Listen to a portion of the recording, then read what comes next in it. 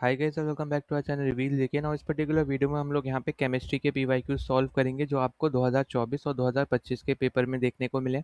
इससे ऑलरेडी पहले के पीवाईक्यूज हमने यहाँ पे सॉल्व कर रखे हैं। 2014 से लेके 2023 तक के यहाँ पे इन सब वीडियोस में आपको यहाँ पे देखने को मिल जाएंगे। ठीक है, ये आपके हो गए CAPF के पीवाईक्यूज, और इसके साथ आपको CDS के पीवाईक्यूज भी ज़रूर यहाँ पे लगाने हैं, तो वो आपको यहाँ पे दोनों ही प्लेलिस्ट का लिंक डिस्क्रिप्शन में दे रखा है। सारे सब्जेक्ट सीक्वेंस वाइज आपको यहाँ पे दे रखे हैं, तो आपको इधर उधर सर्च करने की ज़रूरत नहीं पड़ेगी। तो आप इनको ज़रूर देख लेना, ठीक है। सारी प्लेलिस्ट लिंक आपको डिस्क्रिप्शन में मिलेंगे। बाकी पहली बार आए थे तो चैनल को सब्सक्राइब कर देना, वीडियो को लाइक कर देना, ताकि ज़्यादा लोगों तक वीडियो पहुँच पाए, उनके यहाँ पे हेल्प हो पाए। बाकी हम लोग यहाँ पे शुरू कर लेते हैं, ठीक है। तो पहला क्वेश्चन आपको यहाँ पे 2024 का हम पहले करेंगे। तो पहला क्वेश्चन आपको यहाँ पे मैटर के रिलेटेड दे रखा है कि इनमें से कौन सी स्टेटमेंट अबाउट मैटर गलत है, ठीक है। तो यहाँ पे नॉट पूछा है, कौन सी यहाँ पे सही नहीं है, बेसिकली ये यहाँ पे पूछा है। तो पहला ऑप्शन हम लोग देखते हैं। तो यहाँ पे हमसे बोला जा रहा है कि on increasing the temperature of solid the kinetic energy of particle increases. अब देखो, ये वाली जो स्टेटमेंट है ये आपकी है एकदम करेक्ट स्टेटमेंट, ठीक है। तो ये हमारा आंसर नहीं होगा, हमसे नॉट पूछा है, ठीक है। तो प्लीज़ इस चीज़ पे यहाँ पे ध्यान से देना। मैं ये क्रॉस इसलिए लगा रहा हूँ क्योंकि इस क्वेश्चन का ये आंसर नहीं है, वरना ये स्टेटमेंट एकदम करेक्ट है, ठीक है। क्योंकि हमें पता है जो आपका यहाँ पे टेम्परेचर होता है बेसिकली वो डायरेक्ट मेजर होता है आपके एवरेज काइनेटिक एनर्जी के, ठीक है। जो भी आपके पार्टिकल्स हैं उनकी जितनी भी काइनेटिक एनर्जी होगी उसकी एवरेज हम निकालेंगे, तो उसका वो डायरेक्टली प्रोपोर्शनल होता है टेम्परेचर। तो इसलिए आपका यहाँ पे क्या होगा, जब टेम्परेचर आप बढ़ाओगे तो ऑब्वियस सी बात है काइनेटिक एनर्जी भी बढ़ेगी। देखो, सिंपल सा मतलब है यहाँ पे डायरेक्टली प्रोपोर्शनल होने का। अगर टेम्परेचर बढ़ेगा तो काइनेटिक एनर्जी बढ़ेगी, अगर ये कम होगा तो ये भी कम होगा, ठीक है। तो इसलिए हम लोग यहाँ पे बोल सकते हैं कि ये डायरेक्टली प्रोपोर्शनल है। और जब भी हम यहाँ पे हीट करते हैं यहाँ पे सॉलिड को, ठीक है, तो उसके पार्टिकल्स जो होते हैं ना वो वाइब्रेट करने लग जाते हैं, ठीक है। तो यहाँ पे इसकी वजह से भी आपको यहाँ पे काइनेटिक एनर्जी इंक्रीज होती हुई नजर आती है, ठीक है। तो इसलिए हमारा पहला आंसर तो हमारा नहीं होगा, क्योंकि ये स्टेटमेंट एकदम सही है। फिर दूसरी स्टेटमेंट हम देखते हैं। दूसरा हमसे बोल रहा है the maximum temperature at which a solid melt to become a liquid at atmospheric pressure is called melting point, ठीक है।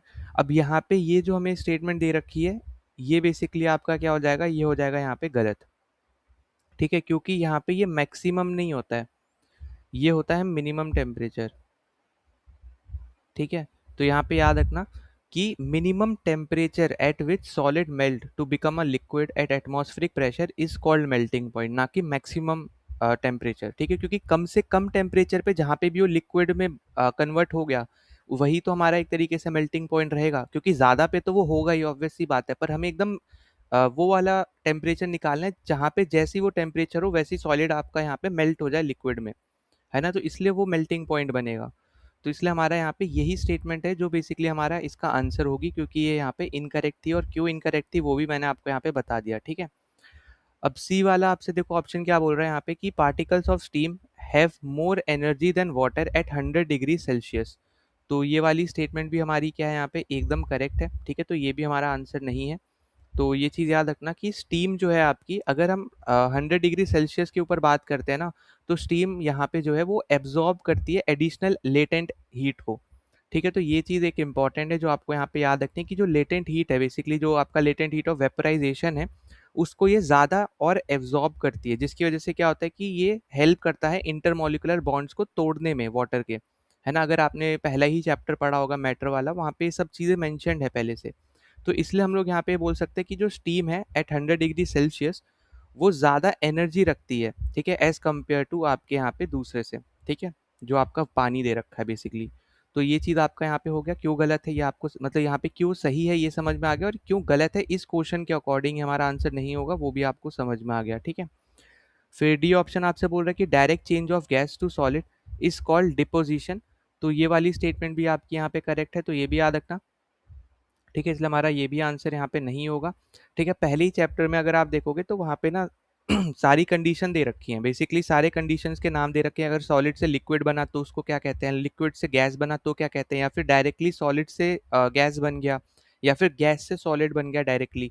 तो ये सारी चीज़ें इंपॉर्टेंट है, इन सब के ना नाम याद जरूर रख लेना इन प्रोसेसेस के जो भी आपके यहाँ पे हैं। जैसे सब्लिमेशन होता है जब सॉलिड डायरेक्टली गैस में कन्वर्ट हो जाता है, ठीक है। तो इस तरीके से ये आपका यहाँ पे ये डिपोजिशन है जहाँ पे गैस से डायरेक्टली सॉलिड बनता है। तो ये दोनों यहाँ पे सबसे ज़्यादा, क्योंकि आप सोचोगे कि पहले हम लिक्विड में कन्वर्ट करेंगे फिर गैस में करेंगे, तो इसलिए थोड़ा ये दोनों प्रोसेस के नाम आपको पता होने चाहिए, ठीक है। तो ये ज़्यादा ज़रूरी है। इसके अलावा अगर आप इससे देखोगे तो आपको लेटेंट हीट ऑफ फ्यूजन के बारे में आइडिया रहना चाहिए, लेटेंट हीट ऑफ वेपराइजेशन के बारे में आइडिया रहना चाहिए, मेल्टिंग पॉइंट आपको दिया है तो बॉइलिंग पॉइंट के बारे में भी आपको यहाँ पे आइडिया रहना चाहिए, ठीक है, कि ये भी आपसे यहाँ पे पूछा जा सकता है। और याद रखना कि जो बॉइलिंग होती है वो आपका एक बल्क फिनोमिना है, ठीक है, तो ये भी एक बार पहले आपसे क्वेश्चन पूछा गया है। इवेपोरेशन की कंडीशंस यहाँ पे ज़रूर एक बार गो थ्रू कर लेना, ठीक है, ड्राई आइस के बारे में थोड़ा सा देख लेना। और फोर्थ एंड फिफ्थ जो आपके स्टेट ऑफ मैटर्स होते हैं उनके बारे में थोड़ा यहाँ पे ज़रूर देख लेना, ठीक है, जो बेसिकली आपका बोस आइंस्टीन कंडेंसेट और प्लाज्मा हो गए, तो इनके बारे में ज़रूर यहाँ पे एक बार गो थ्रू कर लेना। ये पहले ही चैप्टर में बस इतनी चीज़ें हैं जो इंपॉर्टेंट है, ठीक। फिर ट्वेल्थ आपसे बोल रहा था isotope of which one among the following elements is used in the treatment of cancer. अब देखो ये है आपका यहाँ पे इजी क्वेश्चन, ठीक। और पिछला वाला भी अगर आप देखोगे तो वो भी एक पीवाईक्यू बेस्ड बोल सकते हो, डायरेक्टली नहीं था, पर अलग अलग स्टेटमेंट अलग अलग क्वेश्चंस में आई है तो उनको मिला के आप बोल सकते हो। पर ऐसे टाइप के क्वेश्चन तो आपके डायरेक्ट स्टैटिक बेस्ड क्वेश्चन है और ये पीवाईक्यूज में भी बहुत बार आ रखा है, ठीक है, तो इसको पीवाईक्यू डायरेक्टली हम बोल भी सकते हैं। तो यहाँ पे याद रखना जो कैंसर के ट्रीटमेंट के लिए हम लोग यहाँ पे यूज़ करते हैं वो है यहाँ पे कोबाल्ट, ठीक है, और इसका कौन सा मतलब वेरिएंट यूज़ करते हैं तो कोबाल्ट 60 आप यहाँ पे बोल सकते हो, ठीक है। तो यहाँ पे याद रखना कि कोबाल्ट 60 जो है इसको हम लोग यहाँ पे यूज़ करते हैं कैंसर के ट्रीटमेंट के लिए। जो है वो आपसे बस डायरेक्टली क्वेश्चन पूछेगा, ऐसा नहीं पूछेगा कैसे यूज़ करते हैं, कहाँ यूज़ करते हैं, ऐसा नहीं पूछेगा वो, ठीक है। तो ये चीज़ याद रखना। फिर यूरेनियम की अगर हम बात करें तो यूरेनियम का जो आपका यहाँ पे 235, ठीक है, ये वाला जो आपका आइसोटोप है ये बेसिकली आपका यूज़ होता है एज अ न्यूक्लियर फ्यूल, ठीक है। अ, यहाँ पे ये होता है एज अ न्यूक्लियर फ्यूल, आपका यहाँ पे यूज़ होता है इन अ न्यूक्लियर रिएक्टर, ठीक। तो ये चीज़ आपको याद रखनी है। या फिर आपको देखो ये दोनों ना देके ऐसा भी देख सकता है कि कौन सा आपका आइसोटोप इलेक्ट्रिसिटी जनरेट करने में हेल्प करता है, तो उस केस में भी आपका आंसर होगा यूरेनियम 235, ठीक है। तो यहाँ पे याद रखना अगर इलेक्ट्रिसिटी जनरेशन की भी बात करेगा तो भी आपका यहाँ पे यही आंसर रहेगा, ठीक। अब आयोडीन के बारे में अगर हम देखें तो आयोडीन का होता है यहाँ पे 131। तो यहाँ पे जो आयोडीन 131 का जो आइसोटोप है बेसिकली ये वाला जो आइसोटोप है ये आपका यहाँ पे यूज़ होता है थायराइड को देखने में, मतलब एक तरीके से फाइंड आउट करने में, ठीक है। तो यहाँ पे याद रखना थायराइड डिसऑर्डर्स के लिए यहाँ पे इसको हम लोग यहाँ पे यूज़ करते हैं, ठीक है। या फिर आप ऐसे बोल सकते हो कि डायग्नोसिस के लिए हम लोग यहाँ पे इसको यूज़ करते हैं, ठीक है, ट्रीट करने के लिए थायराइड डिसऑर्डर्स को या फिर डायग्नोस करने के लिए। फिर है अगला यहाँ पे फ्लोरीन। अब फ्लोरीन का आपका यहाँ पे होता है 18, ठीक है।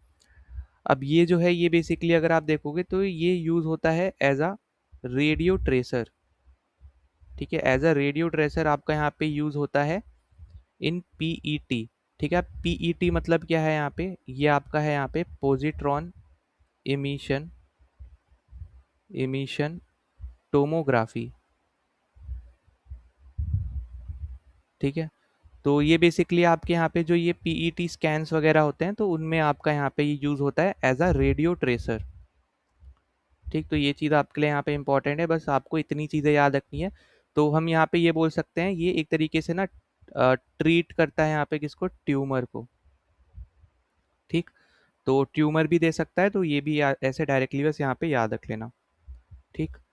और इसके अलावा आपको यहाँ पे ये भी बोल सकता है कि ये जो स्कैन्स है ये किस लिए हम लोग करते हैं, तो ये बेसिकली हम लोग यहाँ पे डिटेक्ट करने के लिए करते हैं ग्लूकोज को, ठीक है। डिटेक्ट करते हैं हम लोग यहाँ पे कहाँ मतलब क्या, वो है ग्लूकोज, ठीक है। तो ग्लूकोज मेटाबॉलिज्म बेसिकली हम लोग यहाँ पे देखते हैं, मेटाबॉलिज्म हम यहाँ पे देखते हैं,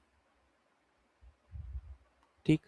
तो एक सेकेंड, ये ट्यूमर वाला नहीं है, ठीक है, ट्यूमर वाला तो आपको यही है ना, कैंसर वाला ही, ठीक है। तो ये चीज़ याद रखना है यहाँ पे कि ग्लूकोज मेटाबॉलिज्म के लिए आपका यहाँ पे रहेगा जो आपका एज अ रेडियो ट्रेसर ये काम करता है इन पॉजिट्रॉन इमिशन टोमोग्राफी। फिर अगले क्वेश्चन पे चलते हैं। अगला क्वेश्चन आपको यहाँ पे जो दे रखा है, अच्छा यहाँ पे इन क्वेश्चंस के रिस्पेक्ट में अगर आपसे मान लो ये भी पूछ ले कि हाइड्रोजन के कितने आइसोटोप्स होते हैं, जो हमने यहाँ पे पढ़ रखा है, प्रोटियम है आपका, ड्यूटेरियम है, ट्राइटियम है, इनके बारे में एक बार गो थ्रू कर लेना, ठीक है। जितने भी आपके आइसोटोप्स हैं, आइसोबार क्या कैसे होता है, आइसोटोप्स मतलब जो आपकी कंडीशन बनती है ना कि मास नंबर क्या होगा, अटोमिक नंबर क्या होगा, वो वाला चीज़, ठीक है। तो ये सारी चीज़ें बहुत बार आ रखी हैं तो इनको ज़रूर एक बार आप यहाँ पे गो थ्रू करना। फिर 13 पर अगर हम यहाँ पे चलते हैं तो 13 में आपको यहाँ पे जो दे रखा है कि what is the good solvent for dissolving ionic compounds, ठीक है। तो water is the good solvent for dissolving ionic compound because, तो पानी हमें हम यहाँ पे पानी को गुड सॉल्वेंट क्यों बोलते हैं, बस इतना आपसे यहाँ पे पूछ रहा है। तो ये याद रखना है, क्योंकि उसका हाई डाइपोल मूवमेंट होता है, इसलिए हम लोग यहाँ पे उसको एज अ गुड सॉल्वेंट लेके चलते हैं आयनिक कंपाउंड में डिजॉल्व करने के लिए, ठीक है। तो इसलिए हम लोग यहाँ पे इसको यूज करते हैं। तो बस इतनी चीज, मतलब ये वाला ही बस एक पार्ट है जो आपको यहाँ पे याद रखना है। बाकी अगर आप देखोगे तो ए ऑप्शन जैसा आपसे बोल रहा है कि it has a high specific heat, तो ये वाला स्टेटमेंट बेसिकली आपका यहाँ पे है गलत, ठीक है। क्योंकि जो आपका पानी है इसको बहुत ज़्यादा हीट की ज़रूरत होती है, ताकि जब आप इसको टेम्परेचर बेसिकली जैसे ही आप यहाँ पे एक तरीके से आप बोल सकते हो यहाँ पे रेस करोगे ना, तो वैसे ही आप यहाँ पे देखोगे, जैसे आप हीट दोगे तो क्या होगा, आपका यहाँ पे टेम्परेचर भी इंक्रीज होगा, ठीक है।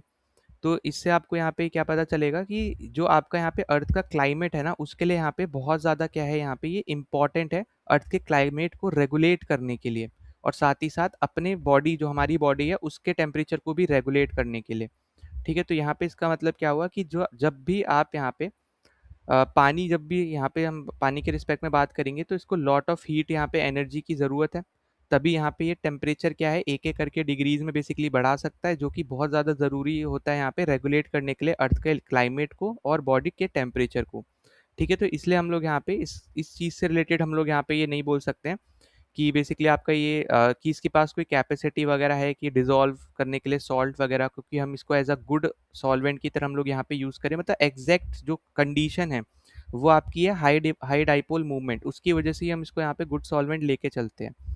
दूसरा आपसे बोल रहा है कि इट हैज़ नो कलर, अब देखो it has no colour, obvious सी बात है वो ठीक है, फिजिकल प्रॉपर्टी है, पर अगर आप ये सोचो कि क्या हम उसकी वजह से गुड सॉल्वेंट बोलते हैं, तो आपका आंसर होगा नहीं, ठीक है। उसकी वजह से हम लोग यहाँ पे इसको गुड सॉल्वेंट लेके नहीं चलते हैं। तो बस ये चीज़ बस आपको पता होना चाहिए। हो सकता है ये वाटर के बारे में सही स्टेटमेंट्स हो, पर हमसे क्वेश्चन जिस रिस्पेक्ट में हमसे पूछ रहा है, हमें वो करेक्ट स्टेटमेंट ढूंढनी है, ठीक है। फिर डी जैसे आपसे बोल रहा है कि it has high boiling point, अब अगर आप देखोगे तो ऑब्वियसली वाटर का हाई बॉइलिंग पॉइंट होता है अराउंड 100 डिग्री सेल्सियस, आप यहाँ पे देखोगे, ठीक है, क्योंकि इसका जो इंटरमॉलिकुलर हाइड्रोजन बॉन्ड्स वगैरह जो होते हैं वो एक्सटेंसिव होते हैं, तो इसकी वजह से ही हाई बॉइलिंग पॉइंट आपको यहाँ पे देखने को मिलेगा। ये स्टेटमेंट सही है, पर हमें क्वेश्चन के रिस्पेक्ट में चलना है कि गुड सॉल्वेंट का क्या यही रीज़न है, तो इसका आंसर है नहीं, ठीक है। तो जो आंसर करेक्ट है वो बेसिकली आपका है कि हाई डाइपोल मूवमेंट यहाँ पे होती है, इसकी वजह से ही हम लोग इसको as a good solvent use करते हैं इन डिजॉल्विंग आयोनिक कंपाउंड्स, ठीक है। तो ये आई होप कि आपको यहाँ पे समझ में आ गया होगा, ठीक। बाकी देखो H2O जो है, अगर आप इसका स्ट्रक्चर बनाओगे तो आपको दिखेगा यहाँ पे कि जो एक तरीके से हाई पोलर मॉलिक्यूल है आपका ये, है ना, उसमें जो ऑक्सीजन होता है वो बहुत ज़्यादा इलेक्ट्रोनेगेटिव है, वहीं पे हाइड्रोजन जो है वो बेसिकली आप देखोगे तो पार्शियल नेगेटिव चार्ज होल्ड करता है, ठीक है। तो उसकी वजह से भी आपको यहाँ पे हाई डाइपोल मूवमेंट देखने को मिलती है, ठीक। बस इतनी चीज़ आपको याद रखनी है, बहुत ज़्यादा डीप में मत जाना इसमें, ठीक है। अच्छा, यहाँ पे एक चीज़ और याद रखना, अगर मान लो आपसे है ना कुछ दे देता है, जैसे मान लो कार्बन का 14 आपसे अगर पूछ ले, तो यहाँ पे याद रखना, ये हम लोग यहाँ पे यूज़ करते हैं रेडियो कार्बन डेटिंग, ठीक है, क्योंकि ये चीज़ें मैंशनड है हमें तो इसलिए पता होनी चाहिए, ठीक है। फिर अगला आता है यहाँ पे सोडियम 24, अब ये बेसिकली आपका यहाँ पे यूज़ होता है as a tracer to detect leaks in underground underground pipe network, ठीक है। और साथ साथ यहाँ पे हम लोग ब्लड सर्कुलेशन डिफेक्ट्स वगैरह फाइंड आउट करने भी हम लोग यहाँ पे इसका यूज़ कर सकते हैं, ब्लड सर्कुलेशन डिफेक्ट्स के लिए भी हम लोग यहाँ पे इसका यूज़ करते हैं। फिर एक लास्ट होता है वो है हमारा फॉस्फोरस 32, ठीक। अब ये बेसिकली अगर आप देखो तो ये हम लोग एग्रीकल्चर में ज़्यादा यूज़ करते हैं, क्योंकि यहाँ पे आप देखोगे कि जो प्लांट का क्या यूटिलाइजेशन है, क्या फर्टिलाइजर्स वगैरह चाहिए, तो उस सब में यहाँ पे इसका यूज़ किया जाता है, ठीक है। साथ ही साथ जो आपका यहाँ पे ल्यूकीमिया करके आपकी यहाँ पे जो बीमारी आप बोल सकते हो, तो उसके ट्रीटमेंट के लिए भी हम लोग यहाँ पे इसको यूज़ करते हैं, ठीक है, समटाइम्स। तो ये एग्रीकल्चर से भी रिलेटेड है, ठीक है, फर्टिलाइज़र वगैरह से, ठीक है, फर्टिलाइज़र वगैरह से, तो ये भी चीज़ आप यहाँ पे याद रखना, ठीक है। बाकी पानी का यहाँ पे मेन वही है आपका हाई डाइपोल मूवमेंट वाला, क्योंकि ऑक्सीजन आपका बहुत ज़्यादा इलेक्ट्रोनेगेटिव है, और हाइड्रोजन आपका पार्शियल नेगेटिव चार्ज के साथ यहाँ पे रहता है, ठीक है। वहीं पे ऑक्सीजन जो आपका, जैसे मैंने बोला, तो वो बहुत ज़्यादा इलेक्ट्रोनेगेटिव है। तो इसकी वजह से अगर आप देखोगे तो हाइड्रोजन एटम के पास आपको पार्शियल पॉजिटिव चार्जेस आपको देखने को मिलेंगे, सॉरी पॉजिटिव चार्जेस आपको देखने को मिलेंगे यहाँ पे हाइड्रोजन के केस पे। और वहीं पे जो आपका यहाँ पे पार्शियल नेगेटिव चार्ज है वो आपको देखने को मिलता है किस पे, नियर ऑक्सीजन एटम, ठीक है। तो यहाँ पे देखो, लास्ट टाइम थोड़ा सा हो सकता है दिक्कत हो, तो यहाँ पे एक बार और समझा देता हूँ। हाई हाई डाइपोल मूवमेंट में हम लोग यहाँ पे क्या देख रहे हैं, जैसे हमें पता है कि जो आपका H2 है, मतलब पानी है, वो आपका हाईली पोलर मॉलिक्यूल है, ठीक है। तो इस समय यहाँ पे क्या पता चल रहा है कि जो आपका ऑक्सीजन है बेसिकली वो, क्योंकि हमें ये पता है कि ऑक्सीजन हमारा बहुत ज़्यादा इलेक्ट्रोनेगेटिव होता है एज कम्पेयर टू हाइड्रोजन, जिसकी वजह से क्या होता है कि पार्शियल नेगेटिव चार्ज हमारा बनता है हाइड्रोजन, सॉरी ऑक्सीजन के पास, और पार्शियल पॉजिटिव चार्ज हमारा बनता है यहाँ पे हाइड्रोजन के पास, ठीक है। तो इसकी वजह से आप यहाँ पे देखोगे कि एक स्ट्रक्चरल एसिमेट्री हमें यहाँ पे देखने को मिलती है पानी की, जो आपका यहाँ पे हाई डाइपोल मूवमेंट जिसको हम बोलते हैं, ठीक है। तो बस सिंपल सा याद रखना, आपका हाई इलेक्ट्रोनेगेटिव चार्ज होता है, आपका हाई इलेक्ट्रोनेगेटिव आपका होता है oxygen as compare to hydrogen, जिसकी वजह से आपके पास पार्शियल नेगेटिव चार्ज आपका बनता है यहाँ पे ऑक्सीजन पे, और पार्शियल पॉजिटिव चार्ज आपका बनता है यहाँ पे हाइड्रोजन पे, ठीक है। बस इसकी वजह से आपका एक स्ट्रक्चरल एसिमेट्री यहाँ पे फॉर्म होती है वाटर की, हाई डाइपोल मूवमेंट जिसको हम बोल रहे हैं। फिर 14th आपको यहाँ पे जो दे रखा है, आपसे यहाँ पे क्या बोल रहा है कि which among the following is correct with respect to the bond formation in an ethyne molecule. अब इथाइन मॉलिक्यूल के रिस्पेक्ट में आपसे पूछ रहा है, तो देखो इथाइन मतलब YEN है, मतलब ट्रिपल बॉन्ड होगा आपका, ठीक है। तो कार्बन कार्बन, और यहाँ पे इस तरीके से कुछ आपका यहाँ पे ये स्ट्रक्चर बनेगा, ठीक है। और फॉर्मूले के केस में आप ये फॉर्मूला बोल सकते हो C2H2, है ना। तो इस तरीके से आप ये बोल सकते हो कि ये सेटिस्फाई कर रहा है एक तरीके से टेट्रावेलेंसी जो आपकी यहाँ पे कार्बन की होती है। तो ये YENC वैसे आपको पता चल जाना चाहिए था। तो यहाँ पे इन दोनों को तो आप हटा ही दोगे, सिंगल डबल बॉन्ड को, तो हमारा आंसर होगा यहाँ पे ट्रिपल बॉन्ड, ठीक है। और ये तो आपका बहुत ही इलॉजिकल हो गया, तो इसको आप सीधे सीधे एलिमिनेट कर सकते हो, ठीक। तो कार्बन कार्बन सिंगल बॉन्ड क्यों नहीं है, क्योंकि ये बेसिकली आपका होता है एल्केन्स का, ठीक है। ये आपका होता है एल्केन्स का, जिनको हम लोग सेचुरेटेड हाइड्रोकार्बन्स भी बोलते हैं, सेचुरेटेड हाइड्रोकार्बन्स भी हम लोग यहाँ पे बोलते हैं, ठीक है। इसका जैसे एग्जांपल अगर इथेन आपका जैसे है, वो आपका एग्जांपल है एल्केन का, ठीक है। लास्ट में ANE आ रहा है ना, एल्केन, ठीक है, इस तरीके से। फिर डबल बॉन्ड की अगर हम बात करते हैं, तो डबल बॉन्ड में बेसिकली यहाँ पे देखोगे तो ये आपका होता है यहाँ पे एल्कीन्स, ठीक। और एल्कीन्स जो है ये आपके होते हैं अनसेचुरेटेड हाइड्रोकार्बन्स, अनसेचुरेटेड हाइड्रोकार्बन्स, ठीक है। तो ये चीज़ आपको यहाँ पे याद रखनी है, एग्जाम्पल के तौर पे यहाँ पे याद रखना इथीन, ENE, ठीक है। लास्ट का जो सफिक्स है ना, इनको आप यहाँ पे ज़रूर देखना, ठीक। फॉर्मूले के केस में C2H4, और इथेन आपका हो जाएगा यहाँ पे C2H6, ठीक है। फिर hydrogen, sorry carbon hydrogen double bond की अगर हम बात करें, तो ये आपका केमिकली ही इम्पॉसिबल है, इसलिए मैंने बोला कि ये तो यूजलेस सा आपको ऑप्शन दे दिया था डायरेक्ट एलिमिनेट करने के लिए, ठीक है। तो ये चीज़ बस आप यहाँ पे याद रखना कि हाइड्रोजन कभी भी डबल बॉन्ड क्रिएट नहीं करता है, ठीक है। हमेशा वो सिंगल कोवैलेंट बॉन्ड ही क्रिएट करेगा, इसलिए आप सीधे सीधे इसको क्या कर सकते थे, एलिमिनेट कर सकते थे। हाइड्रोजन के साथ डबल बॉन्ड दे रखा था इन्होंने ऑप्शन में, तो इसलिए हमारा ये आंसर तो बिल्कुल भी नहीं होता। और बाकी ऊपर के 3 में यही था, एल्केन एल्कीन एल्काइन, ठीक है। ये आपका हो जाएगा यहाँ पे एल्काइन, ठीक है। तो यहाँ पे ये चीज़ बस यहाँ पे याद रखना जो इम्पोर्टेंट है, ठीक। तो इसी चीज़ के ऊपर बेसिकली बस आपसे यहाँ पे क्वेश्चन पूछेंगे, एल्केन एल्काइन और इनका फॉर्मूला से रिलेटेड, तो वो बस आपको यहाँ पे पता होना चाहिए बस, ठीक है। फॉर्मूलाज इन द सेंस, अगर जैसे कलर चेंज करके थोड़ा बता देता हूँ, ठीक है। जैसे एल्कीन अगर बोले, तो यहाँ पे जो फॉर्मूला है इसका याद रखना CnH2n+2, ठीक है। जैसे अब इथेन आया, ठीक है। अब इथेन में हमें पता है यहाँ पे, जैसे मीथेन पहला होता है जो उसमें C एक ही है, फिर इथेन आता है, मतलब तो उसमें आपका C कितने होंगे, 2 होंगे। तो अगर N की वैल्यू 2 है, तो यहाँ पे भी आप 2 फिल करोगे तो आपको नंबर ऑफ H भी पता चल जाएगा, जिसकी वजह से आपका यहाँ पे ये वाला फॉर्मूला बनेगा। इसी तरीके से जो आपका एल्कीन है, इसका फॉर्मूला होता है CnH2n, ठीक है। अगर जैसे इथीन इथेन था, मतलब यहाँ पे जैसे इथेन था वहाँ पे N2 था। अब अगर डबल बॉन्ड है, तो डबल बॉन्ड के लिए अगर हम इथ के लिए बना रहे हैं तो C2 होगा, क्योंकि इथ आया पहले, पहले आपका था मिथ, ठीक है। मतलब मीथेन से Me, मतलब इस तरीके से याद रखना है, Me फिर ईथ, ठीक है। तो यहाँ पे n क्या हो जाएगा, आपका हो जाएगा 2, तो n की जगह 2 डालोगे तो उसका फॉर्मूला भी आपको मिल जाएगा C2H4 इथीन का। फिर एल्केन का, अगर हम एल्काइन का बात करें तो ये आपका हो जाता है यहाँ पे CnH2n-2। तो ये आपका होता है जब ट्रिपल बॉन्ड हो, जो आपका एल्काइन के केस में आपको देखने को मिलता है। और ये दोनों आपके होते हैं अनसेचुरेटेड, ठीक है, ये भी और ये भी। सिर्फ और सिर्फ आपका सिंगल बॉन्ड होता है जो आपका होता है सेचुरेटेड। तो ये सब चीज़ें यहाँ पे याद रखनी है जो आपसे यहाँ पे पूछा जा सकता है। इसके अलावा एक और चीज़ याद रखना, वो है आपकी यहाँ पे बॉन्ड स्ट्रेंथ। ठीक है।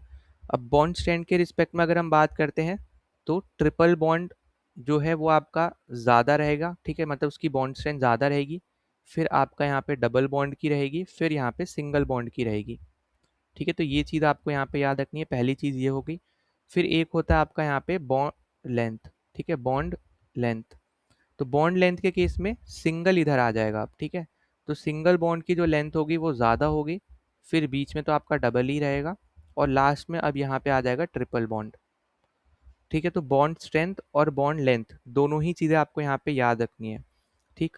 और जो आपका ये सेचुरेटेड वाला है ना, इसको ज़रूर याद रखना है, इसके ऊपर पहले भी बहुत बार क्वेश्चन आ रखे हैं। ठीक है, सेचुरेटेड हाइड्रोकार्बन जो आपके एल्केन्स होते हैं, ये बेसिकली ना आपको यहाँ पे दिखेगा कि ये क्लीन ब्लू कलर के फ्लेम देते हैं जब भी हम इनको जलाएंगे। ठीक है, तो ये बस आपको यहाँ पे याद रखना है। इसका मतलब होता है कि ये कंप्लीट कंबशन हमें यहाँ पे दिखा रहे हैं। ठीक है, कंप्लीट कंबशन हमें यहाँ पे ये दिखा रहे हैं। जब भी यहाँ पे हमें यहाँ पे इनको जलाने पे कभी भी क्लीन ब्लू फ्लेम आपको देखने को मिल जाए, इसका मतलब है कि कंप्लीट कंबशन आपका यहाँ पे हो रहा है। ठीक है, जिसकी वजह से हमें ये पता चलेगा कि ये आपका एक सेचुरेटेड हाइड्रोकार्बन है। वहीं पे जो आप जब आपके अनसेचुरेटेड हाइड्रोकार्बन्स को हम लोग यहाँ पे जलाते हैं तो ये जो है येलो कलर की फ्लेम देते हैं। ठीक है, येलो स्मोकी फ्लेम आपको यहाँ पे देखने को मिलेगी। ठीक है, तो ये चीज़ें बस आपके यहाँ पे डिफरेंट है जो आपको यहाँ पे याद रखना है, और ये बेसिकली आपका तब होता है जब इनकम्प्लीट कंबशन हो, इनकम्प्लीट कंबशन हो।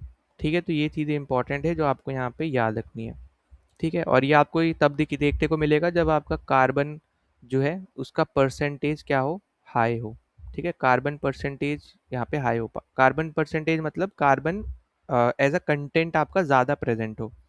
ठीक है, कार्बन की यहाँ पे बोल सकते हैं वैल्यू, या फिर अ, जैसे हिंदी में बोलते हैं ना मात्रा, है ना, तो वो ज़्यादा हो, तो उस केस में आपको इनकम्प्लीट कंबशन यहाँ पे देखने को मिलेगा, और येलो स्मोकी टाइप की आपके कलर की फ्लेम आपको यहाँ पे दिखेगी जब हम इनको जलाएंगे। तो ये कुछ डिफरेंसेस ज़रूरी हैं, इन सबको यहाँ पे ज़रूर एक बार गो थ्रू करना। फिर 15 पे चलते हैं। 15 हमें यहाँ पे बोल रहा है कि which one among the following are the main ingredient for manufacturing of glass. Glass को बनाने के लिए कौन से यहाँ पे मेन इंग्रेडिएंट है। तो यहाँ पे जो अपना करेक्ट आंसर बनेगा वो हमारा यहाँ पे पहला ही ऑप्शन है। ठीक है, silica, sodium carbonate, borax, alumina और कुलिट्स। तो सिलिका, जैसे आपको यहाँ पे देखो फॉर्मूले सब आपको पता होना चाहिए। SiO2 आपका होता है यहाँ पे सिलिका। ठीक है, ये बेसिकली अगर आप देखोगे तो ये आपका फॉर्म होता है, फॉर्म फ्रॉम सैंड। ठीक है, सैंड से बेसिकली आपका यहाँ पे बनता है। ये पहली चीज़ हो गई। फिर सोडियम कार्बोनेट की बात करें तो सोडियम कार्बोनेट याद रखना Na2CO3। ठीक है, इसी को ही हम लोग यहाँ पे सोडा ऐश के नाम से भी हम लोग यहाँ पे जानते हैं। ठीक है, ये भी आपका यहाँ पे क्या है, इम्पॉर्टेंट है। ठीक। और अगली चीज़ यहाँ पे इम्पॉर्टेंट है कि ये एज अ फ्लक्स काम करता है। ठीक है, work as a flux, work as flux. ठीक है, अब इसका मतलब क्या है कि एक तरीके से ना यहाँ पे क्या कर रहा है कि जो आपका हाई मेल्टिंग पॉइंट है उसको एक तरीके से यहाँ पे कम करने का यहाँ पे काम करता है। ठीक है, ताकि एनर्जी वगैरह यहाँ पे क्या हो, सेव वगैरह रहे। तो फ्लक्स की तरह यहाँ पे काम कर रहा है, जिसका मेन काम क्या है, फ्लक्स की तरह काम करने का मतलब है कि जो हाई एनर्जी है, हाई मेल्टिंग पॉइंट की यहाँ पे जो एनर्जी एक तरीके से आप बोल सकते हो प्योर सिलिका की, उसको कम करने की यहाँ पे ये काम करता है। फिर अगला आपके पास है यहाँ पे बोरेक्स। ठीक है, जिसको हम लोग, ठीक है, बोरेक्स एंड एल्यूमिना। ठीक है, इन दोनों की हम लोग यहाँ पे बात करते हैं। तो बोरेक्स एंड एल्यूमिना जो है यहाँ पे अगर हम इसके रिस्पेक्ट में बात करें, अच्छा अलग अलग ही लिख लो वरना हो सकता है कन्फ्यूजन वगैरह हो। तो देखो बोरेक्स जो है आपका, ये एक तरीके से काम करता है हमें थर्मल शॉक से बचाने के लिए या फिर उसको रेजिस्टेंस करने के लिए। ठीक है, तो थर्मल शॉक रेजिस्टेंस की तरह यहाँ पे यूज़ होता है आपका बोरेक्स। ठीक है, वहीं पे जब हम बात करते हैं एल्यूमिना की, तो एल्यूमिना बेसिकली आपका यहाँ पे यूज़ होता है इंक्रीज करने के लिए स्ट्रक्चर स्ट्रक्चरल ड्यूरेबिलिटी ड्यूरेबिलिटी, ठीक है, and chemical stability, chemical stability, ठीक। तो ये सारी चीज़ क्या आपकी इंपॉर्टेंट है, और ये दोनों बेसिकली आपके यूज़ होते हैं अगेंस्ट वाटर, ठीक है। यहाँ पे चलो लिख देता हूँ, अगेंस्ट वाटर आप देखोगे, या फिर जब हम एसिडिक वेदरिंग कर रहे होते हैं, ठीक है, तब हम लोग यहाँ पे इनका यूज़ करते हैं। तो ये दोनों आपको तब ज़्यादातर आपको देखने को मिलेंगे, ठीक है, स्पेशली ये वाला, ठीक है, एल्यूमिना वाला, ठीक है। तो एल्यूमिना वाला आप यहाँ पे याद रखना,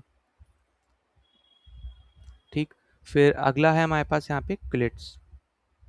तो ये बेसिकली आपके यहाँ पे क्या होते हैं, ये आपके होते हैं यहाँ पे क्रश्ड पीसेस, ठीक है, crushed pieces of recycled, crushed pieces of recycled waste glass, ठीक है। तो जो पुराना शीशा होता है जो टूट जाता है, उसको रिसाइकल करके जब हम उसके पीसेस बनाते हैं, उन्हीं को बेसिकली हम लोग यहाँ पे क्लट्स कहते हैं, ठीक है। तो बस इतनी चीज़ याद रखनी है, इन सब का यहाँ पे आपके लिए यहाँ पे ज़रूरी है, इन सब का ही हम बेसिकली एक तरीके से यूज़ करते हैं। तो अगर हम यहाँ पे जैसे ऑप्शन बी देखते हैं, हमारे यहाँ पे जैसे हमें आंसर तो मिल ही गया, ठीक है, पर बाकी भी अगर हम ऑप्शन देखें तो ऑप्शन बी हमें दे रखा है कि आयरन ऑक्साइड होगा, लेड होगा, सोडियम बाइकार्बोनेट होगा, एल्यूमिना होगा और क्यूलेट्स होगा, ठीक है। अब ये देखो, ये तो होना ही है, ये भी होना है, ठीक है। अब अगर हम यहाँ पे बात करते हैं सोडियम बाइकार्बोनेट की, सोडियम बाइकार्बोनेट आपको पता होगा, हम इसको हम लोग बोलते हैं यहाँ पे आपका बेकिंग सोडा, ठीक है। तो बेकिंग सोडा की जगह आपका यहाँ पे सोडियम कार्बोनेट होना चाहिए था, ना कि बाइकार्बोनेट, ठीक है। पहली चीज आपकी यहाँ पे ये हो गई। दूसरी चीज जो आपको यहाँ पे दे रखा है कि आयरन ऑक्साइड और लेड वगैरह, तो आयरन ऑक्साइड और लेड जो है ये एक तरीके से ना, इनको हम लोग स्ट्रक्चरल इम्प्यूरिटीज बोलते हैं, ठीक है। तो इसलिए हमारा यहाँ पे ये आंसर क्या होगा, गलत रहेगा। फिर सी आपको बोल रहा है यहाँ पे कि मैग्नीशियम कार्बोनेट होगा, एल्यूमिना होगा, सिलिका होगा, क्लिट्स वगैरह ये सब होंगे। तो देखो ये तीन तो होंगे ही होंगे, पर मैग्नीशियम कार्बोनेट नहीं होगा, ठीक है। इसकी जगह क्या होना चाहिए था, यहाँ पे होना चाहिए था सोडियम कार्बोनेट, और यहाँ पे ये बाई की जगह सिर्फ कार्बोनेट होना चाहिए था, ठीक है। तो इसलिए यहाँ पे सब गलत हो गए। फिर डी आपसे बोल रहा है iron oxide, sodium, alumina, silica and क्लिट्स। तो वापस से वही सेम चीज़ आ जाएगी आपकी यहाँ पे, instead of sodium, sodium carbonate आपका होना चाहिए था। आयरन ऑक्साइड आपका क्या होता है, ये आपके होते हैं यहाँ पे जो इम्प्यूरिटीज हैं, ठीक है। तो ये आपका यहाँ पे क्या है, एकदम गलत हो जाएंगे, ये लास्ट ऑप्शन भी। तो ये भी आपका यहाँ पे गलत हो गया, राइट आंसर हमें यहाँ पे मिल गया है ऑप्शन नंबर ए, ठीक। तो ये सब आपको यहाँ पे याद रखने हैं, और बाकी देखो यहाँ पे ये भी याद रखना, जो आपका एक फ्लिंट ग्लास करके होता है, ठीक है, फ्लिंट ग्लास को हम लोग यहाँ पे बोलते हैं लेड ग्लास, ठीक है। तो ये भी एक इम्पॉर्टेंट है जो आपको यहाँ पे ज़रूर यहाँ पे याद रखनी है, ठीक।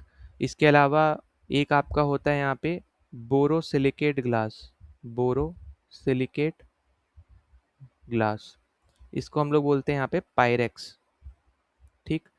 और लास्ट आप यहाँ पे याद रखना एक soda lime glass, soda lime glass, जिसको हम लोग सॉफ्ट ग्लास के नाम से जानते हैं, ठीक है। ये बेसिकली आपका जो होता है, ये आपका सिलिका से बना होता है, सोडियम कार्बोनेट से आपका यहाँ पे बना होता है, एंड आपका यहाँ पे ये कैल्शियम कार्बोनेट से बना होता है, ठीक है, कैल्शियम कार्बोनेट, ठीक। अब इसका फॉर्मूला मैंने इसलिए नहीं लिखा, आप वरना कंफ्यूज वगैरह यहाँ पे हो जाओ, ठीक है। तो ये याद रखना, सिलिका, सोडियम कार्बोनेट और कैल्शियम कार्बोनेट, इन सब से आपका यहाँ पे ये बना होता है, ठीक है। तो ये आपका हो जाएगा, हमारा यहाँ पे करेक्ट आंसर क्या है, ए ऑप्शन। now अगले क्वेश्चन पे चलिए। तो देखो अगला क्वेश्चन हमें यहाँ पे दे रखा है कि हमें बताना है with respect to atomic number of an atom, इनमें से, इन चारों ऑप्शन में से कौन सी स्टेटमेंट आपकी यहाँ पे करेक्ट है, ठीक है। तो देखो अटोमिक नंबर आपको पता होगा, हम लोग इसको डिनोट करते हैं यहाँ पे Z से, और अटोमिक नंबर जब भी हमें निकालते हैं हम लोग यहाँ पे एक एलिमेंट का, इसका सिंपल सा मतलब होता है कि हम लोग यहाँ पे टोटल नंबर ऑफ प्रोटॉन्स जो आपके न्यूक्लियस में प्रेजेंट होते हैं एटम के अंदर, हम उनकी बात करते हैं, है ना। ये आपका होता है अटोमिक नंबर। अब अगर हम यहाँ पे इसके रिस्पेक्ट में अगर हम यहाँ पे बात करते हैं, तो पहला ऑप्शन जैसे आपको दे रखा है, the number of neutron is same as atomic number. अब ये जो है ये बेसिकली आपका हो जाएगा यहाँ पे गलत, ठीक है। पर यहाँ पे एक एक्सेप्शन ज़रूर है, ठीक है। तो पहले तो यहाँ पे याद रखना कि जब भी हम लोग यहाँ पे न्यूट्रॉन्स की बात करेंगे, तो ये आपका इंडिपेंडेंट होता है अटोमिक नंबर से, मतलब ज़रूरी नहीं है कि आपका जो अटोमिक नंबर होगा उतने ही आपके पास न्यूट्रॉन्स होंगे, ये ज़रूरी नहीं होता, बस एक आपका एक्सेप्शन है, वो है आपका यहाँ पे हाइड्रोजन का केस। ठीक है, हाइड्रोजन आपका इस केस में क्या है, एक एक्सेप्शन है, वरना इसके अलावा आपके जितने एलिमेंट्स, अगर जैसे मान लो एग्जांपल के तौर पे हम लोग सोडियम की बात करें, ठीक है, सोडियम का जो एटॉमिक नंबर होता है ये आपका होता है यहाँ पे 11, ठीक है, पर उसका जो न्यूट्रॉन्स प्रेजेंट होते हैं वो आपके होते हैं यहाँ पे टोटल 12। तो यहीं से आपको दिख गया कि ये सेम तो होता ही नहीं है, ठीक है, बस हाइड्रोजन आपका एक एक्सेप्शन है, तो वो बस आपको यहाँ पे याद रखना है। हो सकता है ऐसा कुछ पूछ ले आपसे कि आपको डायरेक्ट एक्सेप्शन का केस बना के पूछ ले, तो यहाँ पे याद रखना उस केस में आपका आंसर हाइड्रोजन होगा। ठीक, फिर बी आपसे बोल रहा था number of neutrons and number of electrons and neutrons is same as the atomic number. अब ये वाला भी जो स्टेटमेंट है ये भी आपका क्या है, यहाँ पे गलत स्टेटमेंट है, क्योंकि यहाँ पे अगर आप देखोगे जो हम सम की बेसिकली हम लोग यहाँ पे बात कर रहे हैं कि सम ऑफ इलेक्ट्रॉन्स एंड न्यूट्रॉन्स जो है वो आपका नंबर ऑफ एटॉमिक नंबर के एक तरीके से बराबर रहता है। तो इसका भी एज सच कोई फंडामेंटल यहाँ पे आप बोल सकते हो सिग्निफिकेंस या फिर फंडामेंटली यहाँ पे ये प्रूवन नहीं है, और ऑब्वियसली हम वो यहाँ पे देखते भी हैं कि ये अनरिलेटेबल है, ठीक है, मतलब एटॉमिक नंबर से हम लोग इसको बोल सकते हैं इसका कोई लेना देना नहीं है। ठीक है, तो ये भी आपका ऑप्शन क्या है, गलत है। फिर सी आपसे बोल रहा था number of proton is same as the number of atomic number, ठीक है, तो यहाँ पे ये आपका एकदम करेक्ट है। जैसे ना आपको बोला, हमने डेफिनेशन देखी थी कि एटॉमिक नंबर पहले तो आपको पता है जेड से डिनोट करते हैं, और एटॉमिक नंबर ही बेसिकली इसका मतलब होता है कि कितने नंबर ऑफ प्रोटॉन्स आपके प्रेजेंट है न्यूक्लियस में ऑफ एन एटम, उसको हम लोग यहाँ पे एटॉमिक नंबर बोलते हैं। तो वही आपको यहाँ पे दे रखा है कि number of protons is same as atomic number, ठीक है, कितने नंबर ऑफ प्रोटॉन्स होंगे वही तो आपको एटॉमिक नंबर बताता है, तो इसलिए यहाँ पे इन दोनों का मतलब क्या है, यहाँ पे सेम ही है, इसलिए सी ऑप्शन हमारा यहाँ पे राइट आंसर रहेगा। और डी ऑप्शन आपसे बोल रहा है the sum of protons and neutrons is same as the atomic number. देखो प्रोटॉन्स आपका होता है हम लोग जिसको जेड से डिनोट करते हैं, ठीक है, न्यूट्रॉन्स को हम लोग यहाँ पे एन से डिनोट करते हैं। ठीक है, जब हम इन दोनों को हम लोग यहाँ पे निकालते हैं ना, तो बेसिकली इन दोनों को जब हम ऐड करते हैं, जो आपको यहाँ पे दे रखा है सम, तो हमें यहाँ पे मास नंबर देखने को मिलता है, ना कि एटॉमिक नंबर। तो ये चीज़ आपके लिए इंपॉर्टेंट जो आपको यहाँ पे याद रखनी है, और हम लोग मास नंबर को ए से डिनोट करते हैं, ठीक है, तो ये एक इंपॉर्टेंट पॉइंट है जो आपको पता होना चाहिए कि सम ऑफ प्रोटॉन्स की जब हम बात करेंगे, तो प्रोटॉन्स प्लस न्यूट्रॉन्स जब हम मिलाएंगे, तो हमारे पास क्या आएगा, हमारा यहाँ पे मास नंबर आएगा, ना कि एटॉमिक नंबर। तो ये एक इम्पॉर्टेंट पॉइंट है जो आपको यहाँ पे याद रखना है। तो ये डायरेक्टली स्टैटिक बेस्ड क्वेश्चन ही था, तो ये बस आपको यहाँ पे पता होना चाहिए था। ठीक है, और न्यूट्रल एटम मान लो अगर आपसे कभी बोलता है कि न्यूट्रल एटम वगैरह यहाँ पे क्या होते हैं, ठीक है, न्यूट्रल एटम क्या होते हैं, तो इसका मतलब सिंपल सा ये होता है कि जितने उसके पास प्रोटॉन्स हैं उतने ही उसके पास क्या हो, इलेक्ट्रॉन्स हो, मतलब नंबर ऑफ प्रोटॉन जो है वो इक्वल हो आपका नंबर ऑफ इलेक्ट्रॉन्स के। अब अगर इस केस में जैसे आपसे ये बोलता कि number of electrons is same as the number of neutrons, sorry number of protons is same as the number of electrons, तो उस केस में आपका आंसर क्या होता है, न्यूट्रल एटम। ठीक है, मतलब कोई भी चार्ज नहीं है, ऐसा ऐसा समझ लो आप। ठीक है, तो सिंपल टर्म्स में आप ये चीज़ यहाँ पे ज़रूर याद रखना, मास नंबर यहाँ पे आपको पता होना चाहिए, एटॉमिक नंबर के बारे में आपको आइडिया रहना चाहिए, प्रोटॉन न्यूट्रॉन इलेक्ट्रॉन इनके बारे में थोड़ा याद रखना कि किसने कब यहाँ पे डिस्कवर किया था। जैसे इलेक्ट्रॉन आपका जे थॉमसन ने डिस्कवर किया है, कौन से एक्सपेरिमेंट के थ्रू डिस्कस किया था, जिसको हम प्लम पुडिंग भी बोलते हैं हम लोग, प्लम पुडिंग मॉडल, जो बेसिकली आपको देखोगे तो कैथोड रे एक्सपेरिमेंट आपको दिखेगा। और प्रोटॉन की बारे में बात करें तो वो आपका रदरफोर्ड ने यहाँ पे ढूंढा था, है ना, जो आपका गोल्ड फॉइल वाला एक्सपेरिमेंट था। फिर न्यूट्रॉन की बात करते हैं तो जेम्स चैडविक ने ढूंढा था।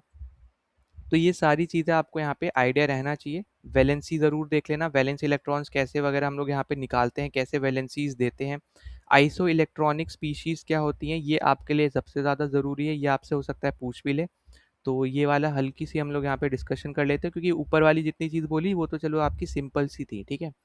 अब आइसो इलेक्ट्रिक स्पीशीज़ के बारे में अगर हम यहाँ पे बात करते हैं, इसका सिंपल सा मतलब यहाँ पे ये होता है, ऐसे एटम्स या फिर ऐसे आयंस जिसके पास same total number of electrons हो, ठीक है, same total number of electrons हो। जैसे एग्जाम्पल के तौर पे अगर हम यहाँ पे ऑक्सीजन का केस लेते हैं, ठीक है, जिसके पास 2 नेगेटिव का चार्ज है, तो उतने ही सेम नंबर ऑफ इलेक्ट्रॉन्स आपके फ्लोरीन माइनस में भी होंगे, नियॉन के केस में उतने होंगे, Na प्लस भी आपका उतना ही रहेगा, और Mg2 प्लस भी आपका उतना ही रहेगा।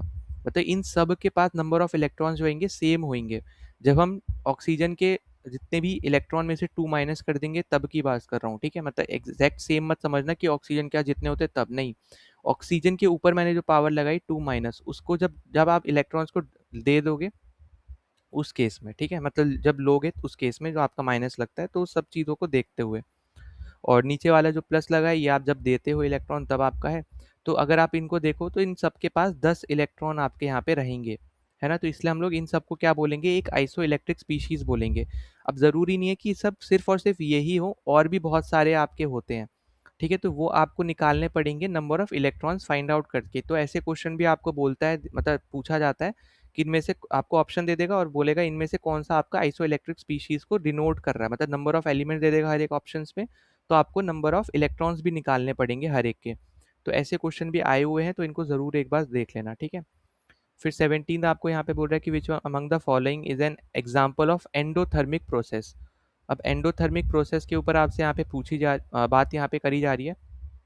तो देखो एंडोथर्मिक प्रोसेस जो है आपका एक केमिकल रिएक्शन है, या फिर हम लोग इसको फिजिकल ट्रांसफॉर्मेशन भी हम लोग यहाँ पे बोल सकते हैं, जहाँ पे ये एनर्जी को एब्जॉर्ब करता है, ठीक है? एंडो मतलब होता है एब्जॉर्ब करना, एक्सो होता है बाहर निकालना, ठीक है, एनर्जी। तो ये क्या हो रहा है यहाँ पे एंडोथर्मिक में कि ये आसपास की जो सराउंडिंग में एनर्जी है ना, उसको ये क्या कर रहा है, ये एब्जॉर्ब कर रहा है। एनर्जी आपकी हीट भी हो सकती है, लाइट भी हो सकती है, ठीक है, किसी भी केस में आपकी किसी फॉर्म में हो सकती है। तो उसको जब एब्जॉर्ब करेंगे तो हम एंडो बोलेंगे, जब उसको निकाल रहे होंगे एनर्जी को तो हम एक्सो बोलेंगे, ठीक है? तो यहाँ पे एंडोथर्मिक मतलब क्या है, एनर्जी को लेना है, ठीक है?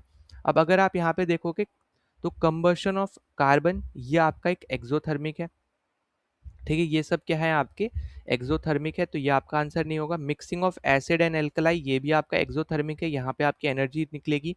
रेस्पिरेशन में भी आपकी यहाँ पे एनर्जी निकलेगी। एक फोटोसिंथेसिस है जो आपका एक प्राइम एग्जांपल है एंडोथर्मिक रिएक्शन का, क्योंकि यहाँ पे जो ग्रीन प्लांट्स है वो कॉन्स्टेंटली एब्जॉर्ब करते रहते हैं सोलर एनर्जी, ठीक है, मतलब जो आपकी सन से जो लाइट आ रही है उसको कॉन्स्टेंटली आपके क्या करते हैं, ये एब्जॉर्ब करते रहते हैं। फिर उसको आगे जाके ये कन्वर्ट कर देते हैं लो एनर्जी रिएक्शंस वगैरह में, रिएक्टेंट वगैरह में, जो आपका कार्बन डाइऑक्साइड और वाटर वगैरह आपका यहाँ पे निकलता है। तो वो जो आपका पूरा इक्वेशन है ना, जैसे यहाँ पे चलो मैं लिख देता हूँ, 6CO2 प्लस 6H2O, ठीक है, light energy plus light energy, ठीक है, इससे आपका यहाँ पे क्या बनता है, इससे आपका बनता है C6H12O6 प्लस 6O2, ठीक है? तो ये आपका यहाँ पे एक रिएक्शन होता है, ये आपका फॉर्मूला है ग्लूकोज का, ठीक है, ये हमने बायो में पढ़ रखा है।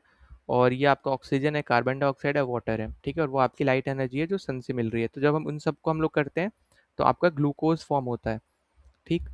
तो ये आप यहाँ पे याद रखना। कंबशन ऑफ कार्बन की अगर हम यहाँ पे बात करते हैं तो कार्बन प्लस ऑक्सीजन जब हम बनाते हैं तो CO2 बनता है, प्लस आपकी हीट निकलती है। अब जो ये निकल रही है हीट, ठीक है, इसी को हम लोग यहाँ पे बोल रहे हैं कि ये एक्सोथर्मिक है, क्योंकि यहाँ पे ये हीट को निकाल रहा है, ठीक है? तो ये चीज़ बस आपके लिए यहाँ पे ज़रूरी है, जो आपको यहाँ पे पता होना चाहिए। इसी तरीके से जो आपका जब आप एसिड को एल्कलाई में मिलाओगे, एक तरीके से आप यहाँ पे क्या बता रहे हो, ये आपका एग्जाम्पल है न्यूट्रलाइजेशन रिएक्शन का, ठीक है, न्यूट्रलाइजेशन रिएक्शन का आपका यहाँ पे ये एग्जाम्पल है, जहाँ पे आप एक एसिड को एक बेस से मिला रहे हो, ठीक है। एल्कली क्या है, एल्कलाई आपका है बेस, और ये आपका है एसिड। एसिड को जब आप बेस से मिला रहे हो तो उसको हम लोग बोलते हैं न्यूट्रलाइजेशन रिएक्शन।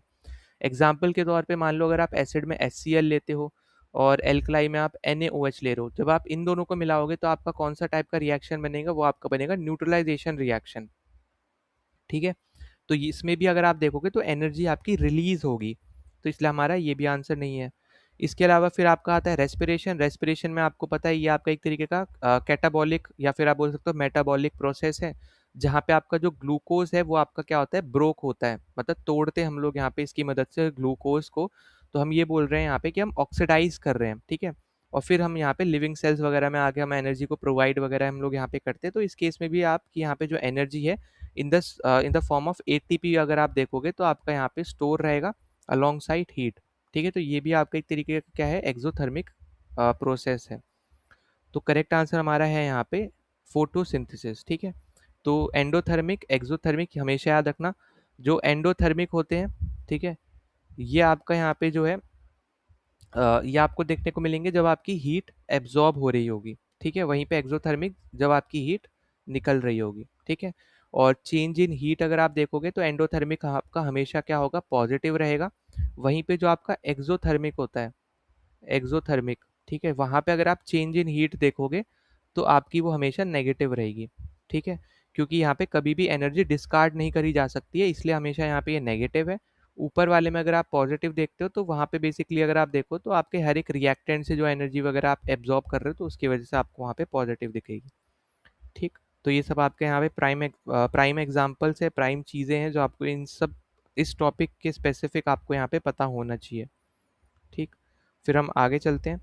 तो आगे हमें यहाँ पे दे रखा है which one among the following is used in the manufacture of ultraviolet protective glasses.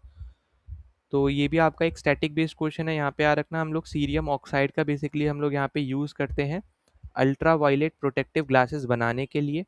ठीक है, अब ये बहुत ज़्यादा स्टैटिक है तो इसको मैं ईजी तो बिल्कुल नहीं बोल सकता हूँ। ठीक है, जिसको पता होगा सिर्फ वही यहाँ पे इसको लगा पाएगा। बाकी हम ऑप्शन देखते हैं। तो देखो एल्यूमिनियम ऑक्साइड की बात करें तो Al2O3 इसका फॉर्मूला आपको यहाँ पे याद रखना है। ये हम लोग यहाँ पे यूज़ करते हैं जब हमें केमिकल ड्यूरेबिलिटी देनी होती है। ठीक है, केमिकल ड्यूरेबिलिटी जब हमें यहाँ पे देनी होती है तब हम इसका यहाँ पे यूज़ करते हैं, या फिर जब हमें हार्डनेस करनी होती है यहाँ पे स्ट्रक्चर की। ठीक है, स्ट्रक्चरल हार्डनेस जब करनी होती है तब हम यहाँ पे इसका यूज़ करते हैं। ठीक है, तो ये चीज़ बस आपको यहाँ पे याद रखनी है। और तीसरा आप यहाँ पे एक और याद रख सकते हो, वो है आपका यहाँ पे thermal shock resistance. Thermal shock resistance. ठीक है, तो ये तीन चीज़ों के लिए आप यहाँ पे इसको याद रख सकते हो। तो एक तरीके से फिजिकल स्ट्रेंथ यहाँ पे ये प्रोवाइड कर रहा है ग्लास को। ठीक है, फिर आता है टंगस्टन ऑक्साइड। अब टंगस्टन ऑक्साइड आपको यहाँ पे पता है, इसको हम लोग बोलेंगे यहाँ पे WO3। और ये प्राइमरी आपका यहाँ पे यूज़ होता है इलेक्ट्रोक्रोमिक स्मार्ट विंडोज़ वगैरह में।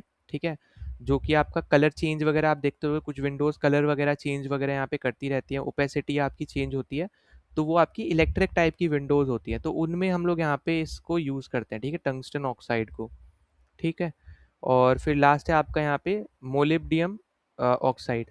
अब ये एक तरीके का आपका एडहेसिव एजेंट है। ठीक है, जो आपका आप देखोगे तो एक तरीके से ना मॉडिफायर की तरह काम कर रहा है ग्लास के अंदर। तो ये बस आपका एक चीज़ है जो आपको यहाँ पे याद रखना है। तो इसका कोई भी प्राइमरी रीज़न नहीं है कि आप इसको as a UV rays block करने के लिए आप इसको यूज़ करो। ठीक है, तो इसलिए हमारा करेक्ट आंसर क्या है यहाँ पे, सीरियम ऑक्साइड हमारे यहाँ पे करेक्ट होगा, जो कि हार्मफुल अल्ट्रावायलेट रेज को या फिर आप बोल सकते हो रेडिएशंस को आप यहाँ पे आप तक पहुँचने में ब्लॉक करता है ये। ठीक है, आँखों तक एक तरीके से।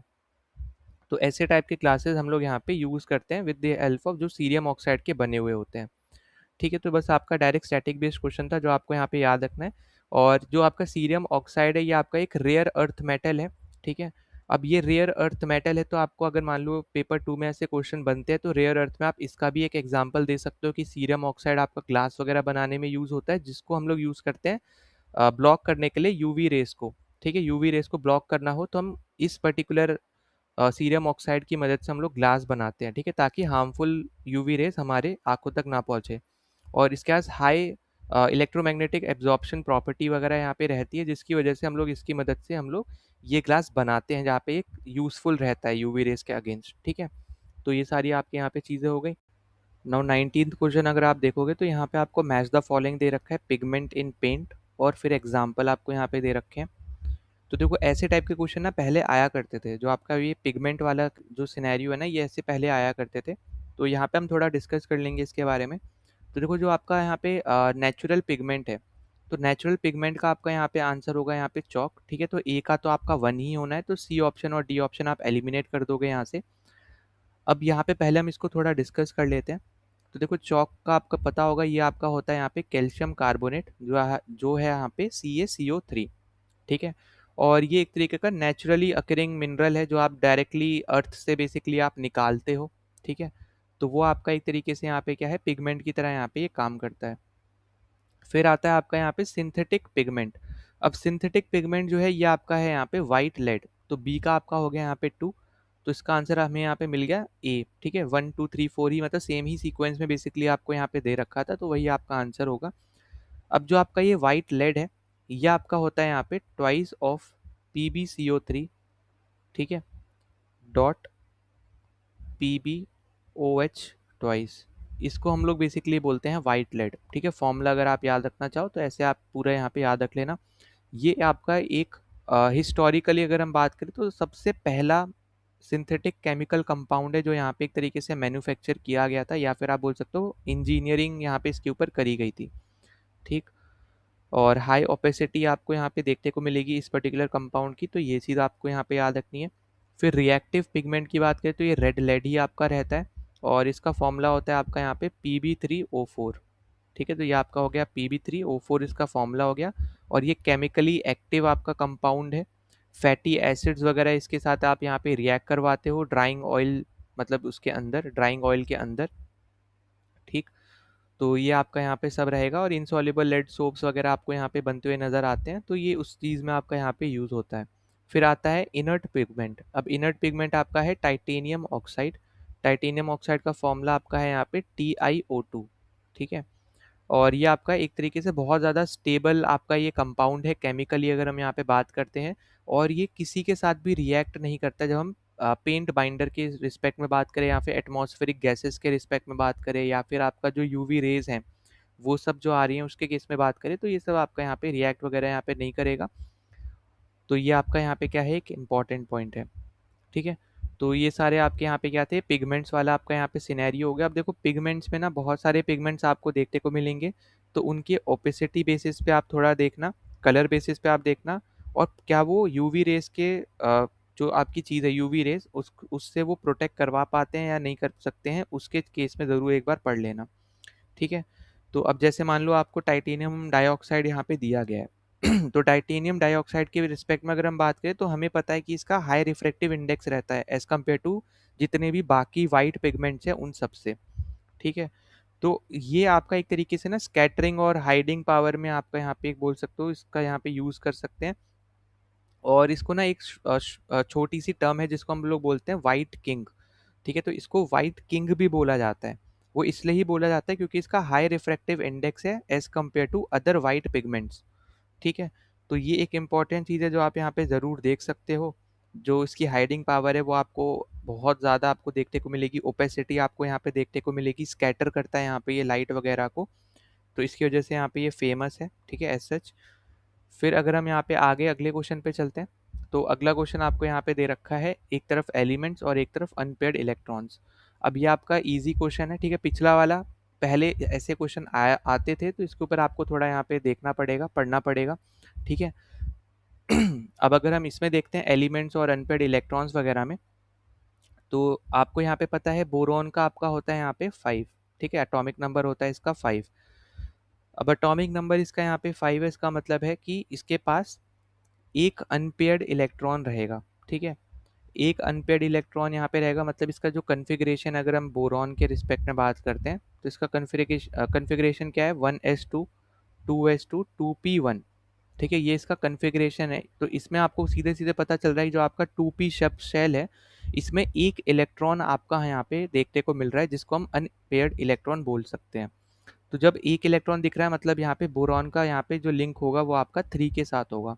तो आप ए और बी ऑप्शन को कर सकते हो एलिमिनेट। फिर इसी तरीके से नाइट्रोजन आपका जो है ये आपका होता है 7 एटॉमिक नंबर। अब नाइट्रोजन के केस में अगर हम बात करते हैं तो इसका इलेक्ट्रॉनिक कन्फिग्रेशन होता है 1s2 2s2 और फिर 2p3। ठीक है, अब यहाँ पे आपको दिख रहा है कि जो 2p सबशेल है यहाँ पे आपको 3 इलेक्ट्रॉन्स आपको यहाँ पे देखने को मिल रहे होंगे। ठीक है, पर इसके 3 ऑर्बिटल भी होते हैं, ये आपको पता होगा। जो आपका p का केस होता है ये आपका होता है 2px 2py। ठीक है, 2pz। ये आपके 3 डीजेनरेटेबल ऑर्बिटल्स आपको यहाँ पे देखने को मिलते हैं।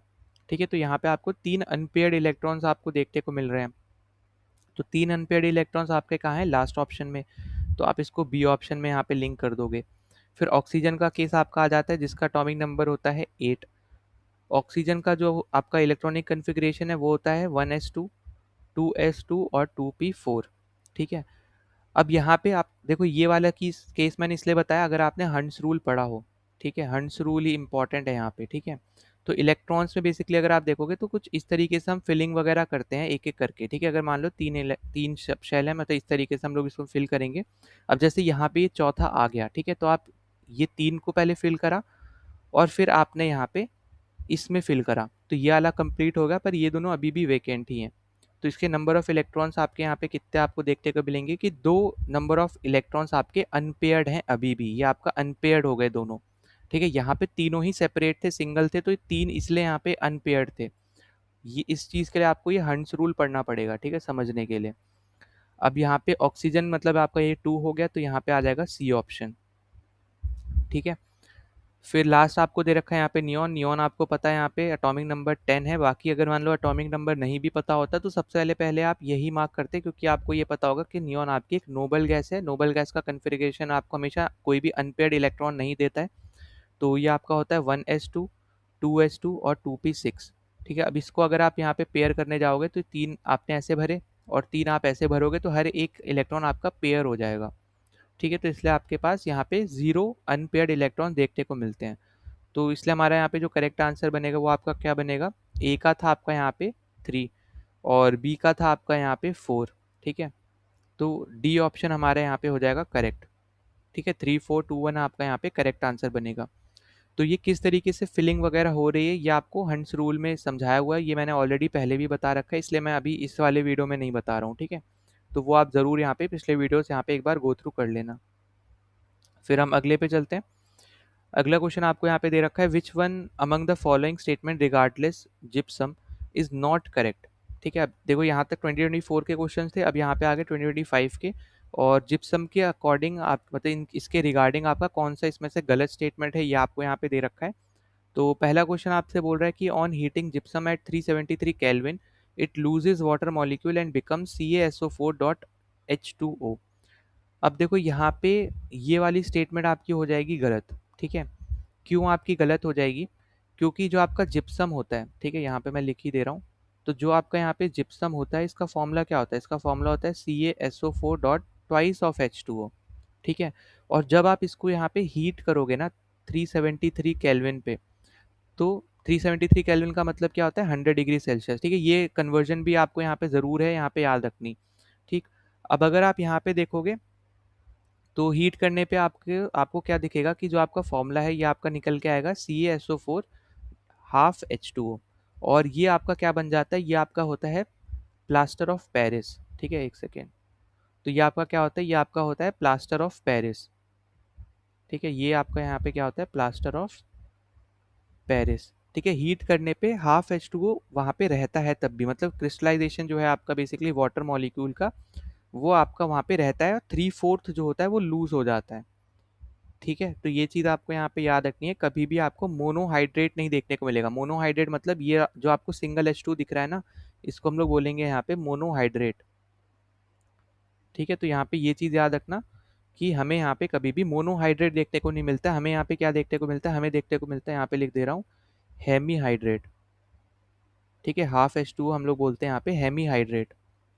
ठीक, फिर आगे हम लोग देखते हैं अगले स्टेटमेंट्स को। तो बी ऑप्शन बोल रहा है कि on mixing with water plaster of Paris changes to gypsum. तो ऑब्वियसली यहाँ पे ये वाला आपका एकदम करेक्ट स्टेटमेंट है, पर अच्छा एक सेकेंड, हमसे नॉट पूछा था ना, तो आंसर हमारा यही है क्योंकि हमारी स्टेटमेंट ये गलत है। ठीक है, तो जो आंसर है वो हमारा यही होगा क्योंकि नॉट पूछा है। ठीक है, इस पे ध्यान देना। तो गलत स्टेटमेंट हमसे पूछी है तो पहली ही गलत स्टेटमेंट हमें दे रखी है। हमें यहाँ पे हाफ H2O नहीं दिया था, जो आपका प्लास्टर ऑफ पेरिस बन जाता है हीट करने पे जिप्सम को, तो वो आपका रिएक्शन है वो जो डायरेक्टली आपको बुक में भी देखने को मिल जाएगा। ठीक है, बाकी ये तीनों आपके आंसर नहीं होंगे क्योंकि ये तीनों ही स्टेटमेंट आपकी करेक्ट स्टेटमेंट्स हैं। ठीक है, तो जो करेक्ट स्टेटमेंट है वो हमारा आंसर नहीं होगा क्योंकि हमसे यहाँ पे नॉट करेक्ट पूछा है। तो प्लीज़ इस चीज़ पे यहाँ पे ध्यान देना अगर आपको कन्फ्यूजन हो रही हो। ठीक है, क्योंकि मैंने यहाँ पे करेक्ट लिखा है, यहाँ पे क्रॉस किया है, तो इसका मतलब है ये स्टेटमेंट करेक्ट है, पर हमारा आंसर इसलिए नहीं है क्योंकि हमसे नॉट करेक्ट पूछा है। ठीक है, प्लास्टर ऑफ पेरिस आप यहाँ पे फ्रैक्चर जब आपका हो जाता है तो आपने देखा होगा हाथ पे, जैसे मान लो किसी का फ्रैक्चर हुआ है तो वो प्लास्टर वगैरह करके रखते हैं कुछ टाइम पीरियड के लिए, तो उसमें आपका यहाँ पे यूज़ होता है, तो सी ऑप्शन एकदम करेक्ट है। फिर डी आपसे बोल रहा है कि although gypsum process possesses water of crystallization it is not a liquid at room temperature. मतलब इसका कहने का ये है कि भले उसके पास वाटर ऑफ क्रिस्टलाइजेशन हो, मतलब ये जो आपके 2H2O दिख रहा है, पर तब भी यहाँ पे ये लिक्विड नहीं होता है रूम टेम्परेचर पे, तो एकदम करेक्ट स्टेटमेंट है, ये लिक्विड नहीं होता है। ठीक है, तो ये चीज़ भी आपको यहाँ पे याद रखनी है, ये भी क्या है एकदम करेक्ट है, ये आपका एक तरीके से सॉलिड आपको यहाँ पे देखने को मिलता है। ठीक है, तो ये तीनों ही स्टेटमेंट आपकी करेक्ट हैं, पर हमारा इस केस में ये आंसर नहीं है, इसलिए आपको शुरू में क्रॉस लगाया मैंने। ठीक है, फिर अगला क्वेश्चन आपको दे रखा है, with respect which of the following statement relating to carbon and its compound are correct. तो कार्बन एंड कंपाउंड के रिस्पेक्ट में आपकी यहाँ पे कौन सी करेक्ट है ये आपको यहाँ पे बताना है, ये आपसे पूछा जा रहा है। तो देखो पहला स्टेटमेंट अगर हम यहाँ पे देखते हैं, पहला आपको बोल रहा है 1 प्रोपाइन। अब 1 प्रोपाइन मतलब होता है CH3 सिंगल बॉन्ड C और ट्रिपल बॉन्ड C उसके साथ H, ठीक है। तो हम CH डायरेक्ट ऐसे लिख सकते हैं, जो कि आपका एक होता है एल्काइन, ठीक है, एल्कलाइन।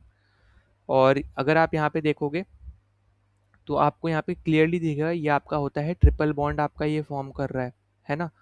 तो 3 डबल बॉन्ड का जो आपको दे रखा है ना कि ये 3 डबल बॉन्ड बना रहा है, तो यही आपका क्या है, पहला हो जाएगा गलत, क्योंकि यहाँ पे ये आपका एक ट्रिपल बॉन्ड बना रहा है, ठीक है। ये आपको यहाँ पे याद रखना है, एक ट्रिपल बॉन्ड और इधर की तरफ आपका एक सिंगल बॉन्ड, ठीक है। 1 कार्बन कार्बन ट्रिपल बॉन्ड आपको यहाँ पे देखने को मिलेगा, जो आपको याद रखना है। और सिंगल बॉन्ड में अगर आप देखोगे तो एक आपको यहाँ दिख रहा होगा और एक आप इस केस में यहाँ पे देखोगे, मतलब कार्बन कार्बन के साथ बोल सकते हो या फिर कार्बन हाइड्रोजन के साथ आप बोल सकते हो, इसको कैलकुलेट मतलब आप यहाँ पे गिन सकते हो, पर कोई भी डबल बॉन्ड आपका यहाँ पे नहीं बन रहा है, ठीक है। सिंगल बॉन्ड में जैसे आपका कार्बन हाइड्रोजन के साथ इस केस में यहाँ पे 3 बनेंगे, वहीं पे कार्बन कार्बन के साथ यहाँ पे 1 बन रहा है। इस वाले केस में यहाँ पे हाइड्रोजन और कार्बन का एक और सिंगल बॉन्ड बनेगा, पर कहीं पे भी आपको डबल बॉन्ड देखने को नहीं मिल रहा है, इसलिए हमारा पहला स्टेटमेंट क्या है, गलत है, कि इसके पास 3 डबल बॉन्ड होते हैं, तो ये गलत है। अब ये आपको तभी पता होता जब आपको ये फॉर्मूला पता होता, ठीक है। तो इसलिए यहाँ पे मतलब ये स्ट्रक्चर पता होता, ठीक। दूसरा आपका है the boiling point of acetic acid is higher than methane. अब ये जो स्टेटमेंट है ये आपकी यहाँ पे एकदम करेक्ट स्टेटमेंट है, ठीक है। एसिटिक एसिड का फॉर्मूला आपको पता होना चाहिए, वो होता है CH3COOH, ठीक है। ये आपका एक तरीके का पोलर मॉलिक्यूल होता है, जो आपका बहुत इंपॉर्टेंट होता है, मतलब एक तरीके से कैपेबल होता है यहाँ पे फॉर्म करने के लिए एक इंटरमोलिकुलर हाइड्रोजन बॉन्ड को, ठीक है। तो यहाँ पे ये चीज़ आपको यहाँ पे याद रखनी है, जो एक इंपॉर्टेंट चीज़ है। इसके अलावा जैसे आपको दे रखा है मीथेन, ठीक है, वो क्यों उससे ज़्यादा बॉइलिंग पॉइंट है उसका, क्योंकि मीथेन जो है वो आपका एक सिंपल मॉलिक्यूल है, या फिर आप बोल सकते हो non polar gas molecule type है। और इसके पास जो इसकी फोर्सेज वगैरह है, मतलब जो आपके यहाँ पे हम लोग पढ़ते हैं ना वेंडरवाल फोर्सेज, जो आपके अलग अलग बॉन्ड्स वगैरह होते हैं, तो इसकी सबसे ज़्यादा वीक आपको यहाँ पे देखने को मिलेंगे, ठीक है। तो इसलिए हम देखते हैं यहाँ पे कि जो आपका एसिटिक एसिड है इसका अराउंड 118 आपका होता है बॉइलिंग पॉइंट, वहीं पे जो आपका मीथेन है CH4, ठीक है। तो ये आपको यहाँ पे इसका जो आपको देखने को मिलेगा वो आपका बहुत ज़्यादा आपको देखने को मिलेगा, क्योंकि मीथेन का होता है माइनस में 161.5 डिग्री सेल्सियस, ठीक है। तो दो जहाँ पे है वो हमारा आंसर होगा, ए ऑप्शन में नहीं है, और यहाँ पे सी ऑप्शन भी करेक्ट नहीं होगा, क्योंकि 1 हमारा आंसर नहीं था, ठीक है। तो 1 1 जिसमें वो तो आप हटा ही दो। अब हमें यहाँ पे देखो क्लियरली पता चल रहा है जो ऑप्शन हमारे पास बचे उसमें 3 और 2, जैसे मान लो अगर आपने पहला ही निकाल दिया होता तो आपको 2 एंड 3 तो पता ही चल रहा है कि वो करेक्ट है, तो 2 और 3 ना देख के आप डायरेक्ट 4 देख सकते हैं, तो इससे आप आंसर जो है वो जल्दी सॉल्व होता, ठीक है। अब अगर जैसे हम 4 पहले देख लेते हैं, क्योंकि हमें पता है कि 3 तो हमारा करेक्ट है ही, 4 आपको दे रखा है यहाँ पे कि जो आपके एस्टर्स होते हैं वो एफरवेसेंस देते हैं यहाँ पे on reaction with sodium bicarbonate. अब यहाँ पे ये जो स्टेटमेंट है ये आपकी है यहाँ पे गलत स्टेटमेंट, ठीक है।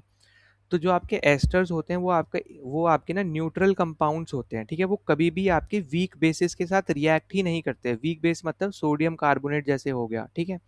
तो हमेशा यहाँ पे याद रखना कि जो आपके एस्टर्स होते हैं वो आपके न्यूट्रल कंपाउंड्स हैं, कभी भी वो आपके वीक बेसिस के साथ रिएक्ट नहीं करेंगे, ठीक है। तो इसलिए आपको यहाँ पे कभी भी ये चीज़ होती हुई नज़र नहीं आएगी, ठीक है।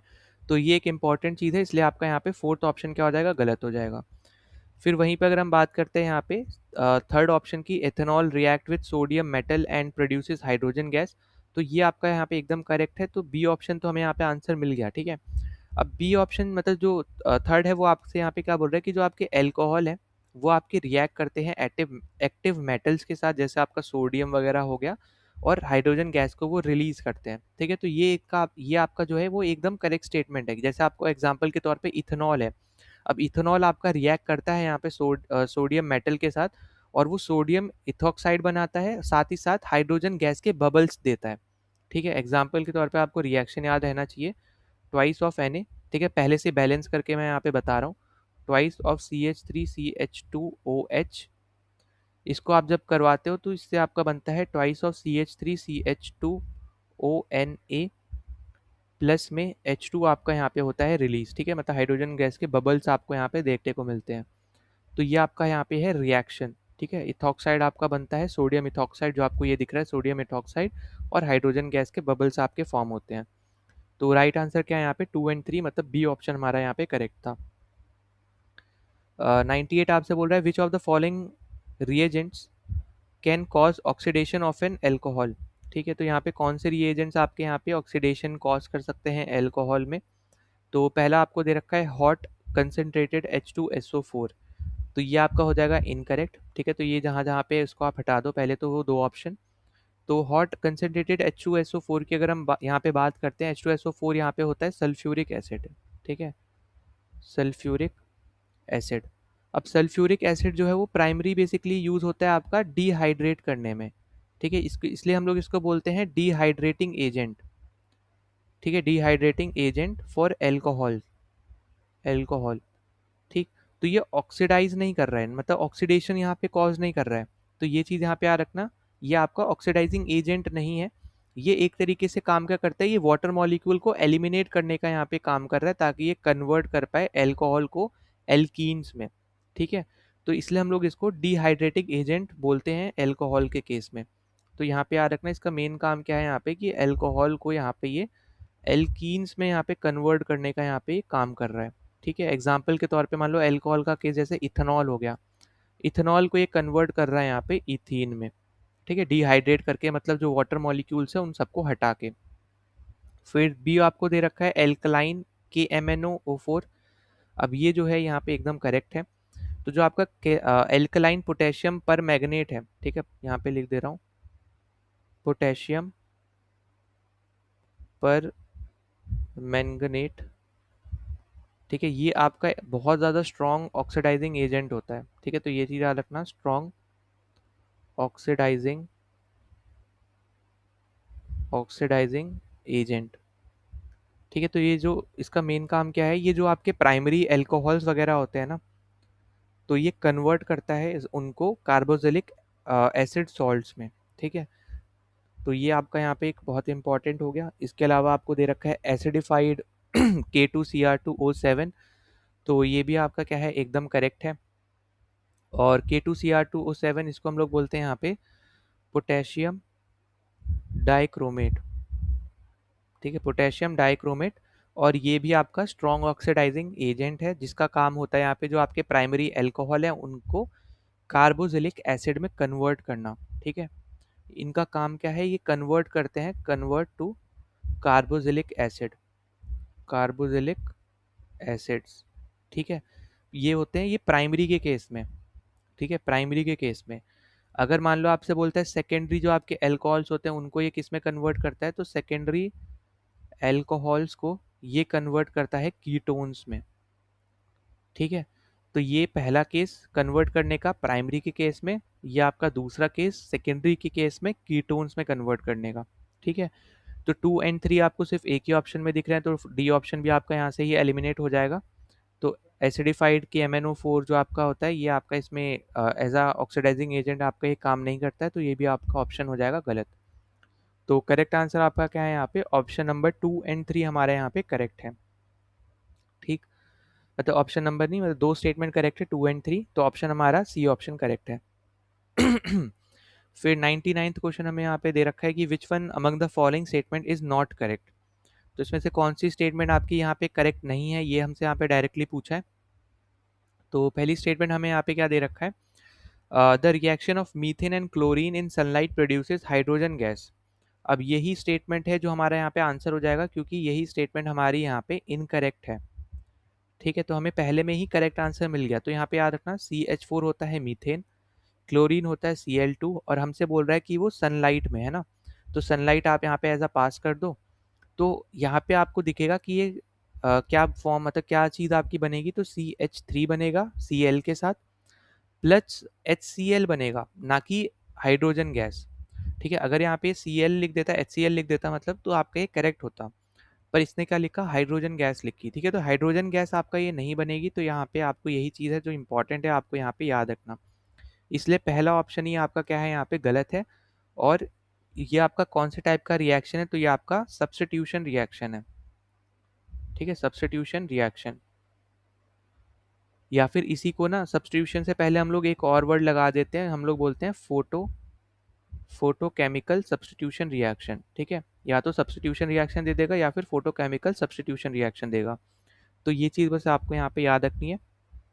फिर बाकी स्टेटमेंट भी देख लेते हैं। बाकी आपको बोल रहा है कि palladium catalyse the addition of hydrogen gas on an alkene. तो ये आपका यहाँ पे एकदम करेक्ट है। तो यहाँ पे याद रखना, एक तो आपका होता है ये पैलेडियम जो आपका है यहाँ पे पीडी, ठीक है। इसके अलावा आपका यहाँ पे यूज़ होता है पेंटिनम, जिसको हम लोग पीटी से बोलते हैं, या फिर आपका यूज़ होता है निकेल, ठीक है, जो आपका है एनआई। तो ये तीन आपके यहाँ पे कैटलिस्ट हैं जो आपके यहाँ पे यूज़ होते हैं in general hydrogenation hydrogenation hydrogenation reaction में, ठीक है। और इसी टाइप के रिएक्शन को हम लोग एडिशन रिएक्शन भी बोलते हैं, ठीक है। तो ये भी पॉइंट आपके लिए इंपॉर्टेंट है।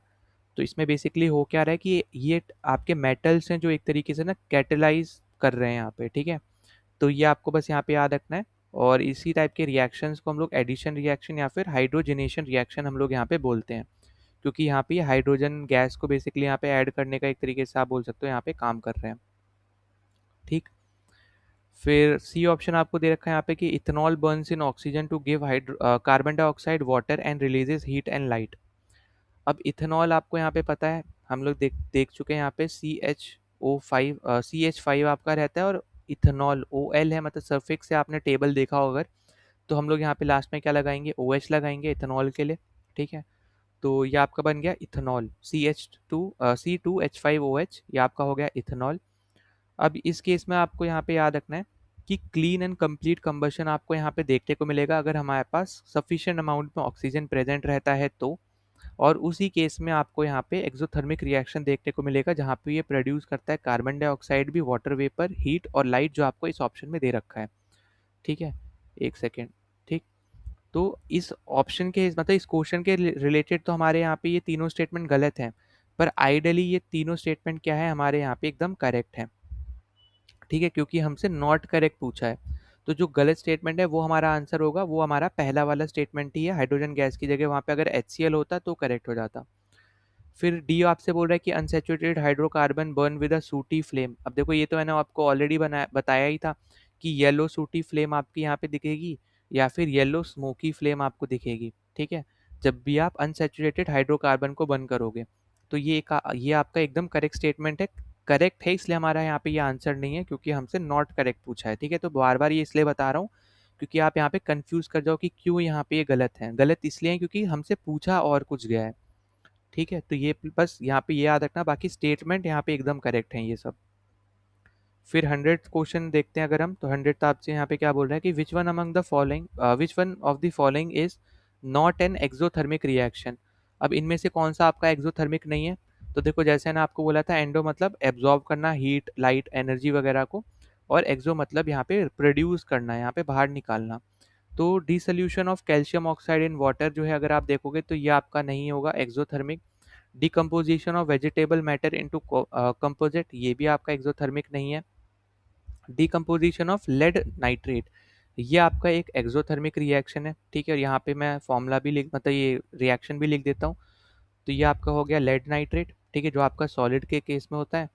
इसको आप क्या करोगे यहाँ पे हीट, तो आपका बनेगा यहाँ पे ट्वाइस ऑफ PbO, ठीक है, लेड ऑक्साइड, प्लस आपका यहाँ पे 4NO2 गैस के फॉर्म में, प्लस आपका बनेगा यहाँ पे ऑक्सीजन गैस के फॉर्म में। तो ये बेसिकली अगर आप देखोगे तो यहाँ पे हीट को ये एब्जॉर्ब कर रहा है, यहाँ पे आपको क्लियरली दिख रहा है हीट को क्या कर रहा है, एब्जॉर्ब कर रहा है, ठीक है। तो यहाँ पे करेक्ट आंसर आपका क्या बनेगा, यहाँ पे सी ऑप्शन बनेगा कि डीकम्पोजिशन, मतलब ये आपके एक्सोथर्मिक थे, ये आपका एक्सोथर्मिक नहीं है क्योंकि यहाँ पे ये एब्जॉर्ब कर रहा है, ठीक है। ऊपर वाले में एक्सोथर्मिक आपको यहाँ पे देखने को मिलेगा। तो ये आपका किस टाइप का रिएक्शन है, ये आपका है एंडोथर्मिक, ठीक है, एंडोथर्मिक, ठीक है। हमसे यहाँ पे नॉट पूछा है ना, नॉट, हाँ, ठीक। तो नॉट पूछा है तो डिकम्पोजिशन ऑफ लेड नाइट्रेट आपका एंडोथर्मिक है क्योंकि यहाँ पे हीट को एब्जॉर्ब करके फिर यहाँ पे इसके अलग अलग आपके पार्ट्स बन रहे हैं, बेसिकली अलग अलग आपके कंपाउंड्स बन रहे हैं। तो ये आपको यहाँ पे याद रखना है। अब पहला जैसे आपको दिया था कि dissolution of calcium oxide in water, ठीक है। तो कैल्शियम ऑक्साइड आपका होता है CaO, ठीक है, CaO, ठीक। तो इसको हम लोग बोलते हैं यहाँ पे क्विक लाइम, इसको हम लोग बोलते हैं यहाँ पे क्विक लाइम। तो जब आप यहाँ पे H2O के साथ बनाओगे तो यहाँ पे आपका निकल के आता है CaOH ट्वाइस, ठीक है। और फिर साथ में आपकी यहाँ पे एनर्जी रिलीज होगी, वो मैं लिख नहीं रहा हूँ पर आपको यहाँ पे आइडिया लग जाएगा, हीट वगैरह, ठीक है, ऐसे लिख दो।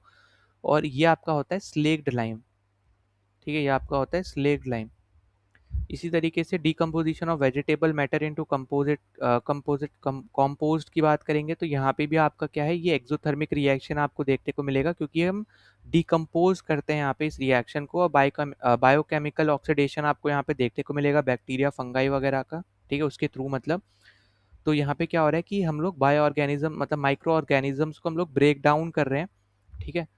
तो यहाँ पे क्या हो रहा है कि कॉम्प्लेक्स ऑर्गेनिक मैटर को हम लोग इनकी मदद से क्या कर रहे हैं, हम लोग यहाँ पे ब्रेक डाउन कर रहे हैं।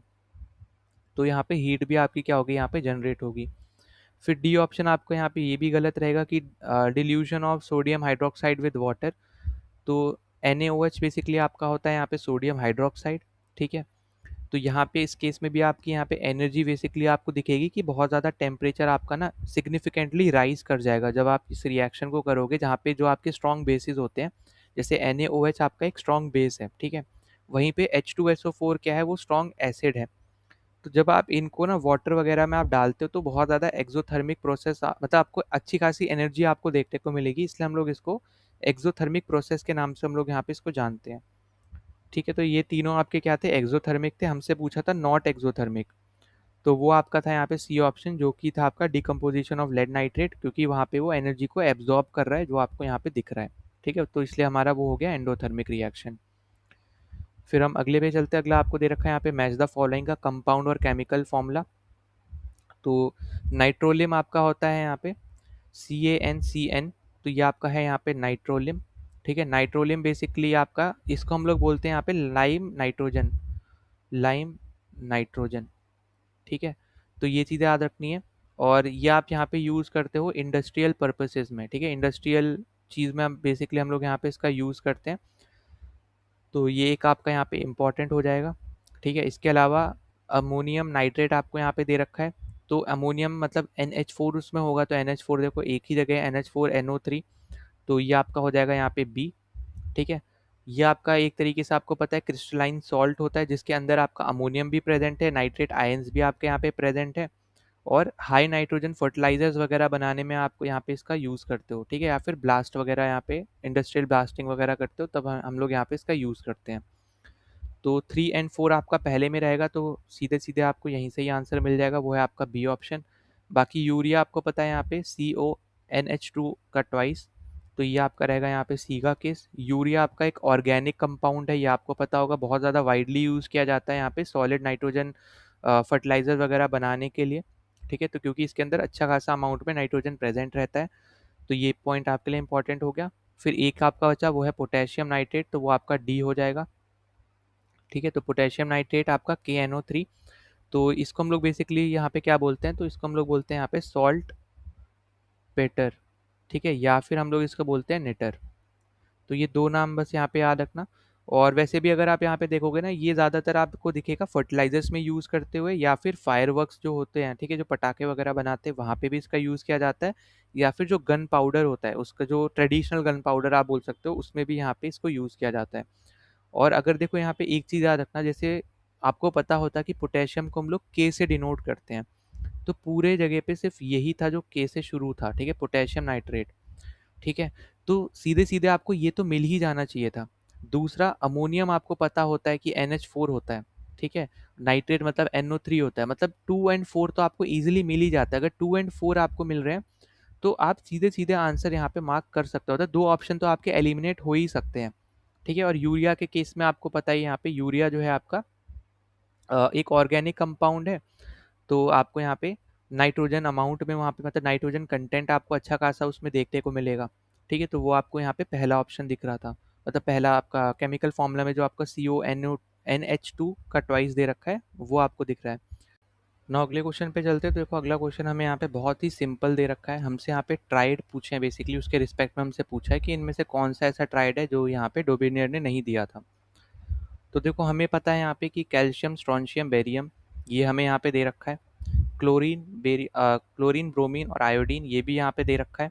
नाइट्रोजन हमें नहीं मतलब इससे ये हमें यहाँ पे नहीं दे रखा, जो आपको ये तीन दे रखे हैं बेसिकली नाइट्रोजन, फॉस्फोरस और आपका आर्सेनिक, ये हमें यहाँ पे नहीं दे रखा है, तो हमारा यही बेसिकली हमारा आंसर रहेगा। और बेरिलियम मैग्नीशियम कैल्शियम, ये भी हमारा यहाँ पे ट्राइड है जो हमें यहाँ पे दे रखा है। अब देखो ट्राइड इन द सेंस, जैसे मान लो आपको यहाँ पे ये दे रखे हैं, ठीक है, अब नाइट्रोजन का जो आपका यहाँ पे एटॉमिक वेट के रिस्पेक्ट में पहले हम लोग यहाँ पे एलिमेंट्स को अरेंज किया करते थे, है ना। तो एटॉमिक वेट आपको पता होगा, नाइट्रोजन का अराउंड है यहाँ पे 14, फॉस्फोरस का अराउंड है यहाँ पे 31, आर्सेनिक का होता है यहाँ पे 74.9 समथिंग, ठीक है। अब अगर आप यहाँ पे देखोगे एवरेज वगैरह आप करते हो, ठीक है, फर्स्ट और लास्ट वाले का। फर्स्ट और लास्ट क्यों? क्योंकि इन दोनों का एवरेज करके आपका बीच वाले का आना चाहिए। तो फर्स्ट एंड लास्ट वाले का अगर आप करते हो यहाँ पे एवरेज, तो आपका यहाँ पे अराउंड निकल के आएगा, ये आपका हो जाएगा 88.9 डिवाइड बाई 2, तो ये आएगा 44.45। तो ये 31 तो कहीं नहीं आ रहा है, ठीक है। तो इसलिए हमारा यहाँ पे ये आंसर नहीं होगा। वहीं पे अगर मान लो ये मैं पहला वाला मान लो करके देखता हूँ, ठीक है, 40.1 समथिंग आपका होता है यहाँ पे कैल्शियम का, ठीक है। कैल्शियम का आपका होता है यहाँ पे 40.1 समथिंग। फिर बेरियम आपको लास्ट दे रखा है, वो होता है 137.3। तो इसको जब आप ऐड करोगे और डिवाइड बाय 2 करोगे तो यहाँ पे निकल के आएगा, ये आपका हो गया यहाँ पे 4, ठीक है। ये आपका यहाँ पे हो जाएगा 7, 7 और 1, तो 177.4 आएगा। तो समथिंग अराउंड 88.7 आ जाएगा डिवाइड बाय 2 करोगे जब। तो 87.6 समथिंग आपका होता है यहाँ पे स्क्रॉन्शियम का, ठीक है। तो यहाँ पे एग्जैक्ट यहाँ पे 7 नहीं है, मतलब क्योंकि हम लोग यहाँ पे क्या मान रहे हैं कि उसके अराउंड है, मतलब एक तरीके से हम लोग यहाँ पे मान रहे हैं अप्रॉक्स वैल्यू है, ये 40.1 अप्रॉक्स है। बेरियम का 137.3 अप्रॉक्स होता है एटॉमिक वेट, तो उसके ही अराउंड आएगा आपका जो भी एवरेज। जब भी आप करोगे तो जो बीच वाला एलिमेंट होगा उसके अराउंड ही बेसिकली एवरेज निकल के आएगा। तो वो बाकी 3 में होगा क्योंकि इन्होंने वो देखा है करके, ठीक है। पर इसमें आपका नहीं होगा जैसे मैंने यहाँ पे बताया, तो इसलिए यहाँ पे इन्होंने ये ट्रायड हमें यहाँ पे नहीं दिया है, ठीक है। इसी तरीके से बाकी 2 ऑप्शन भी करोगे तो वो भी आपका यहाँ पे आ जाएगा। अब यहाँ पे एक चीज़ याद रखना कि जैसे मान लो आपको दे रखा है क्लोरीन, ब्रोमीन और आयोडीन, ठीक है। इस ट्रायड को हम लोग यहाँ पे क्या बोलते हैं, ठीक है। तो ये चीज़ यहाँ पे याद रखना, ये हमारा होता है यहाँ पे हेलोजन ट्रेंड, ठीक है। तो हमें यहाँ पे हेलोजन ट्रायड हमें यहाँ पे देखने को मिल रहा है। वहीं पे जो आपका कैल्शियम वाला जो आपका ट्रायड है, ये बेसिकली आपका है एल्कलाइन, ठीक है। Alkaline earth metal, earth metal triad, ठीक।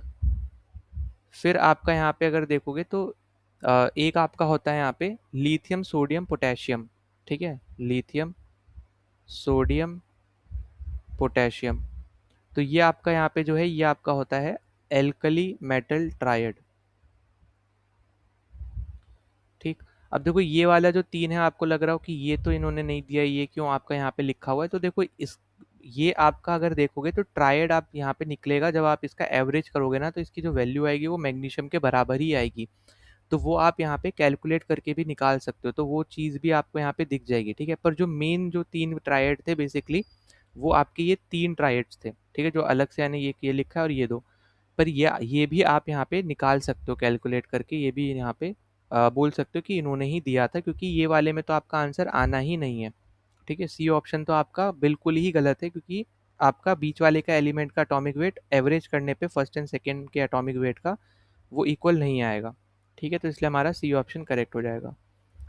फिर 103 आपको दे रखा है, consider the following statement, the circulation of nitrogen from the inorganic compound in the soil to form protein in plants and animal and back again is known as the nitrogen cycle. तो पहला statement जो आपको बोल रहा है यहाँ पे, तो ये है आपका एकदम करेक्ट स्टेटमेंट, ठीक है। पर हमसे पूछा है नॉट करेक्ट, ठीक है, यहाँ पे ये ध्यान देना, नॉट करेक्ट पूछा है। तो यहाँ पे याद रखना, अभी देखो ये तो पूरी इन्होंने डेफिनेशन ही टाइप वैसे दे दी है, तो इसमें क्या ही समझाऊं मैं, ठीक है। तो नाइट्रोजन साइकिल आपको यहाँ पे याद रखना है कि जब भी हम लोग यहाँ पे नाइट्रोजन के सर्कुलेशन की बात करते हैं, मतलब फ्लो की बात करते हैं, तो वो इनऑर्गेनिक कंपाउंड से सॉइल में जा रही है ताकि वो प्रोटीन वगैरह यहाँ पे दे पाए प्लांट्स के केस में, और फिर यहाँ पे वो एनिमल के केस में मतलब प्रोटीन्स दे पाए, या तो प्लांट में बोल लो या फिर एनिमल्स पे जो प्रोटीन बन रहे हैं वो वाले बोल लो, ठीक है। और फिर वापस से यहाँ पे एज अ नाइट्रोजन यहाँ पे वो निकलती है, ठीक है। तो यहाँ पे ये आपका एक तरीके से क्या है, यहाँ पे इसी को हम लोग नाइट्रोजन साइकिल के नाम से हम लोग यहाँ पे जानते हैं। तो ये तो आपका एकदम करेक्ट है। तो 1 जिसमें है वो आप क्या कर दो यहाँ पे एलिमिनेट, ठीक है। अब 2 आपको दिख रहा है, मतलब 2 तो होना ही है एक तरीके से, है ना। पर हम 3 देख लेते हैं, मतलब 2 दोनों ऑप्शन में है, तो अगर आप निकाल भी लोगे कि ये सही है तब आप आंसर नहीं कर पाओगे, तो आपको 3 तब भी देखना ही पड़ेगा। तो इससे अच्छा है 2 देखने से अच्छा हम 3 ही देखते हैं सीधा। तो 3 आपको यहाँ पे क्या दिया है कि urea is synthetically made by the action of ammonia and carbon dioxide under high temperature and high pressure. तो ये जो स्टेटमेंट है ये आपकी एकदम करेक्ट स्टेटमेंट है, मतलब 3 भी आपका आंसर में नहीं होगा क्योंकि हमसे नॉट पूछा है। जो गलत स्टेटमेंट होगी वो हमारा आंसर होगा, तो वो हमें यहाँ पे मिल रहा है दूसरे में। ठीक है, तो ये स्टेटमेंट हमारी यहाँ पे गलत है, ये हमारी क्या है यहाँ पे इनकरेक्ट है, इसीलिए हमारा यहाँ पे ये आंसर होगा। ठीक है, आंसर ऑफ दिस क्वेश्चन ऐसे लिख दे रहा हूँ वरना आप कंफ्यूज हो जाओ, क्योंकि मैंने आगे क्रॉस लगाया और इन दोनों पे टिक करा है। ठीक, तो ये हमारी यहाँ पे है गलत स्टेटमेंट। हमें दे रखा है the preparation of ammonia bye Haber's process is an endothermic reaction. अब यही आपका यहाँ पे गलत हो जाएगा। ठीक है, एंडोथर्मिक नहीं होता है ये क्या होता है आपका एक्सोथर्मिक रिएक्शन होता है, क्योंकि यहाँ पे हीट भी निकलती है।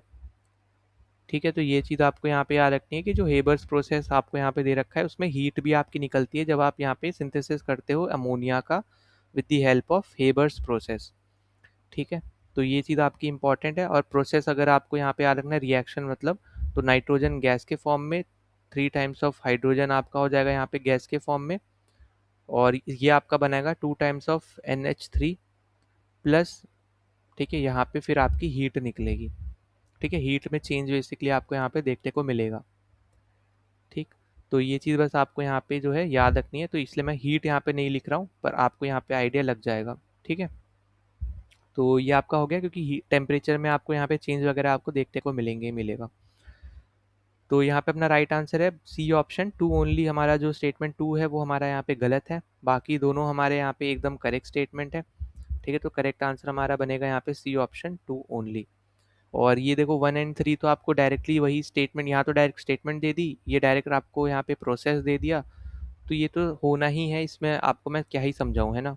तो ये चीज़ बस आप यहाँ पे अब दे रखा है तो प्लीज़ यहाँ पे याद रखना कि यूरिया में बेसिकली जब हम हाई टेम्परेचर हाई प्रेशर के थ्रू हम लोग यहाँ पे यूरिया बनाते हैं synthetically with the help of ammonia and carbon dioxide, जब हम इन दोनों को रिएक्ट करवाते हैं तब हमारा यहाँ पे बनता है। तो ये चीज़ बस यहाँ पे इंपॉर्टेंट है जो आपको यहाँ पे याद रखनी है। फिर अगला क्वेश्चन आपको यहाँ पे मैच द फॉलोइंग के केस में दे रखा है। एक तरफ रिएक्शन है और एक तरफ टाइप ऑफ रिएक्शन दे रखा है। ठीक है, अब पहला रिएक्शन आपको दिया है CH4 plus twice of H2, जो आपको कार्बन डाइऑक्साइड दे रहा है और पानी दे रहा है और हीट एंड लाइट दे रहा है। तो ये वाला जो आपका यहाँ पे रिएक्शन है ये बेसिकली आपका है यहाँ पे कंबशन रिएक्शन। ठीक है, 1 का तो आपका हो जाएगा, मतलब ए का हो जाएगा 1, ए का 1 होगा तो सी एंड डी ऑप्शन आपके क्या हो जाएंगे, एलिमिनेट हो जाएंगे। अब देखो कंबशन रिएक्शन मतलब आपका एक तरीके से होगा जैसे यहाँ पे CH4 दे रखा है जो आपको पता है मीथेन होता है। तो मीथेन आपका जब रिएक्ट करेगा ऑक्सीजन के साथ तो ये क्या देगा आपको, एक तो कार्बन डाइऑक्साइड आपको दिख रहा है प्लस आपको वाटर वेपर दिख रहे हैं जो आपको ट्वाइस ऑफ H2 दे रखा है बेसिकली। ठीक है, और फिर आपको हीट भी दिख रही है और लाइट आपको यहाँ पे देखने को मिल रहा है। ठीक है, तो ऐसे कोई भी रिएक्शन जो आपके ऑक्सीजन के साथ हो रहे हैं जो कि आपके हीट एंड लाइट को रिलीज करते हैं उनको हम लोग कंबशन रिएक्शन बोलते हैं। तो ये चीज़ यहाँ पे बहुत ज़्यादा इंपॉर्टेंट है, इसको लिख लेना कहीं पे। तो कोई भी ऐसे रैपिड रिएक्शन जो कि आपके ऑक्सीजन के साथ होते हैं, ठीक है, और उसकी वजह से हीट एंड लाइट आपकी क्या होती है, रिलीज होती है, तो ऐसे टाइप की हम लोग रिएक्शन को कंबशन रिएक्शन बोलते हैं। जो कि आपको यहाँ पे दिख रहा है कि हीट भी रिलीज हो रही है, लाइट भी रिलीज हो रही है और हम लोग यहाँ पे ऑक्सीजन की मदद से हम लोग ये चीज़ कर पा रहे हैं। तो इसलिए हमारा करेक्ट आंसर बनेगा कंबशन रिएक्शन। ठीक है, फिर अगला हमें दे रखा है Mg+H2SO4, जो कि आपका बन जाता है MgSO4+H2। अब ये आपका है डिस्प्लेसमेंट रिएक्शन। ठीक है, अब डबल डिस्प्लेसमेंट नहीं है, डिस्प्लेसमेंट है क्योंकि एक ही चेंज हो रहा है। ठीक है, डबल डिस्प्लेसमेंट में दो दो अलग अलग में अलग अलग चेंज होते हैं, वो अभी आगे दिखेगा इसमें। तो यहाँ पे क्या हो रहा है कि Mg बेसिकली आपके H2 की जगह ले ले रहा है। ठीक है, तो Mg डिस्प्लेस कर रहा है यहाँ पे H2 को, और ये चीज़ आप तभी कर पाओगे अगर आपको यहाँ पे रिएक्टिविटी सीरीज पता हो। ठीक है, जो कि मैंने बहुत बार बताई है, प्रीवियस वीडियोस में देखोगे तो आपको आइडिया लग जाएगा। ठीक है, तो रिएक्टिविटी सीरीज ज़रूर देख लेना, इसको आप स्टार मार्क कर लो जितनी बार करना चाहो। ठीक है, तो बी ऑप्शन आपका है 3, तो इससे हमें एक आंसर सीधे सीधे मिल जाएगा, वो है हमारा यहाँ पे ए ऑप्शन। फिर हम आगे देखते हैं ट्वाइस ऑफ NaOH+H2SO4। अब देखो यहाँ पे दो कंपाउंड हैं अलग अलग, दोनों में ही चेंजेस हुए। मतलब क्या है कहने का कि NaOH जो था वो बन गया आपका यहाँ पे Na2SO4, मतलब NaSO4 के साथ आ गया, और H2 जो है वो OH के साथ आ गया। ठीक है, मतलब यहाँ पे H2 जो है वो इस वाले H के साथ, मतलब यहाँ पे O के साथ आ गया। तो हमारे यहाँ पे क्या बना, ट्वाइस ऑफ H2O अलग से बन गया। ठीक है, तो अब ऐसे टाइप के रिएक्शन अगर आप यहाँ पे देखते हो तो आपको यहाँ पे क्या बनेगा, ये आपको पता है यहाँ पे NaOH जो है ये क्या है आपका सोडियम हाइड्रोक्साइड है जो कि आपका एक स्ट्रॉन्ग बेस है। और H2SO4 क्या है, H2SO4 आपका है एक एसिड। ठीक है, तो मैंने आपको बताया था जब आप एसिड को बेस के साथ रिएक्ट करवाते हो तो आपका नेचुरलाइजेशन रिएक्शन बनता है। ठीक है, तो हमारा करेक्ट आंसर बनेगा सी का 4। तो सी का हमारा 4 हो गया। अब यहाँ पे दो कंपाउंड दे रखे हैं, दोनों में चेंजेस आपको यहाँ पे भी देखने को मिल रहा है। तो यहाँ पे आपका क्या हो रहा है, NaCl और AgNO3। अब NaCl आपका आ जा रहा है NO3 के साथ और Cl आपका आ जा रहा है Ag के साथ। मतलब आपको यहाँ पे चेंजेस देखने को मिल रहा है, जो Cl के साथ था वो अब NO3 के साथ चला गया, मतलब नाइट्रेट के साथ चला गया। जो नाइट्रेट के साथ था वो क्लोरीन के साथ चला गया। तो यहाँ पे क्या हो रहा है, डबल डिस्प्लेसमेंट हो रहा है, एक दूसरे को ये लोग डिस्प्लेस कर रहे हैं एक दूसरे से। ठीक है, तो इसलिए अब यहाँ पे आ जाएगा आपका डबल डिस्प्लेसमेंट रिएक्शन। ठीक है, तो ये चीज़ें आपकी यहाँ पे ज़रूरी हैं जो आपको यहाँ पे पता होना चाहिए, जो हो सकता है आपसे यहाँ पे पूछ लिया जाए। ठीक है, तो यहाँ पे आपको देखो यहाँ पे ऊपर वाले में क्या था, ऊपर वाले में पूरा ही मतलब कंपाउंड ही चेंज हो गए। मतलब ऐसा नहीं हुआ कि यहाँ पे एक OH के साथ बन रहा हो, कोई एक SO4 के साथ बन रहा हो, इसलिए यहाँ पे डबल डिस्प्लेसमेंट नहीं है। बाकी जो जैसे मैंने पहले ही बताया था कि न्यूट्रलाइजेशन रिएक्शन में एक स्ट्रॉन्ग एसिड एक स्ट्रॉन्ग बेस आपका रहता है, तब आपका वो टाइप का रिएक्शन होता है। यहाँ पे वो चीज़ आपको देखने को नहीं मिल रही है। ठीक है, तो इसलिए हमारा वो डबल डिस्प्लेसमेंट रिएक्शन में जाएगा, जहाँ पे वो एक दूसरे को ही डिस्प्लेस कर रहे हैं, पर आपका जो लास्ट में जो क्लोरीन जैसे है वो आपका सेम रह रहा है, बस उसके पहले जो आपका एलिमेंट था वो चेंज हो जा रहा है। नाइट्रेट भी आपका सेम रह रहा है, बस उसके पहले जो एलिमेंट लगा था वो चेंज हो जा रहा है। ठीक है, एक्सचेंज हो जा रहे हैं एलिमेंट्स। तो यहाँ पे ये आपका क्या हो जाएगा, डबल डिस्प्लेसमेंट आपका यहाँ पे रिएक्शन हो जाएगा। ठीक, तो म्यूचुअल एक्सचेंज ऑफ आयंस आपको यहाँ पे जब देखने को मिले तब हम क्या बोलेंगे ऐसे टाइप के रिएक्शन को, तब हम यहाँ पे डबल डिस्प्लेसमेंट रिएक्शन बोलेंगे। ठीक है, तो यहाँ पे मैं लिख दे रहा हूँ, जब आपको म्यूचुअल एक्सचेंज ऑफ आयंस देखने को मिले, म्यूचुअल एक्सचेंज ऑफ आयंस, तब हम बोलते हैं यहाँ पे डबल डिस्प्लेसमेंट रिएक्शन हमारा यहाँ पे हो रहा है। ठीक है, तो ये चीज़ बस आपको यहाँ पे याद रखनी है। फिर अगला क्वेश्चन देखिए, अगला क्वेश्चन हमें यहाँ पे दे रखा है, कंसिडर द फॉलोइंग स्टेटमेंट। तो इनके रिस्पेक्ट में हमें यहाँ पे पूछा है और नीचे हमें दे रखा है हमें करेक्ट स्टेटमेंट बतानी है ना। तो पहली स्टेटमेंट आपको यहाँ पे दे रखी है, potassium carbonate is a salt of a weak acid and a weak base. अब पोटेशियम कार्बोनेट का आपका फॉर्मूला पता होगा, K2CO3 होता है पोटेशियम कार्बोनेट। ये आपका जो है डिराइव होता है पोटेशियम हाइड्रोक्साइड के साथ, प्लस आपका H2CO3 जो आपका होता है कार्बोनिक एसिड। ठीक है, तो यहाँ पे मैं लिख के भी चल रहा हूँ कार्बोनिक एसिड, और ये वाला है आपका यहाँ पे पोटेशियम हाइड्रोक्साइड, हाइड्रोक्साइड। ठीक है, तो potassium hydroxide plus carbonic acid से आपका यहाँ पे क्या बनता है, ये आपका बनता है पोटेशियम कार्बोनेट। ठीक, अब हमें पता है कि जो आपका ये पोटेशियम हाइड्रोक्साइड है ये आपका है स्ट्रॉन्ग बेस। ठीक है, तो जब आपका यहाँ पे ये स्ट्रॉन्ग बेस है तो वीक बेस से तो बनना नहीं है, तो आप इसको ही एलिमिनेट कर सकते थे। वहीं पे दूसरा अगर देखोगे यहाँ पे आगे, तो जो पोटेशियम मतलब जो दूसरी स्टेटमेंट आपको दे रखी है वो आपको दे रखा है यहाँ पे कि ammonium nitrate is a salt of strong acid and a weak base. तो यहाँ पे हम देखते हैं अमोनियम नाइट्रेट का फॉर्मूला होता है NH4NO3। ठीक है, अमोनियम और ये नाइट्रेट। ठीक, ये आपका बनता है HNO3 जो आपका है यहाँ पे नाइट्रिक एसिड, ये है आपका यहाँ पे नाइट्रिक एसिड, और प्लस आपका बनता है यहाँ पे ये NH4OH, NH4OH। ठीक है, तो ये आपका क्या होता है, ये आपका है यहाँ पे अमोनियम, अमोनियम हाइड्रोक्साइड, हाइड्रोक्साइड। ठीक है, और हमें पता है यहाँ पे कि जो NHO3 है ये बेसिकली आपको पता होगा यहाँ पे ये है स्ट्रॉन्ग एसिड। ठीक है, तो मतलब स्ट्रॉन्ग एसिड तो है ही, और जो आपका ये NH4OH है ये आपका है वीक बेस।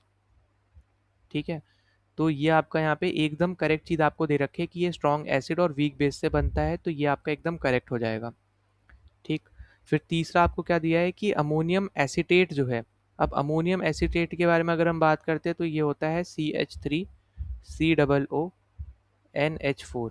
ठीक है, ये आपका फॉर्मूला है अमोनियम एसीटेट का, और इससे बनते क्या है बेसिकली एसिटिक ऑक्साइड बनती है जिसका फॉर्मूला होता है CH3COOH। ये है आपका एसिटिक एसिड। ठीक है, एसिटिक एसिड बनता है CH3COOH, और एक आपका बनता है यहाँ पे NH4OH।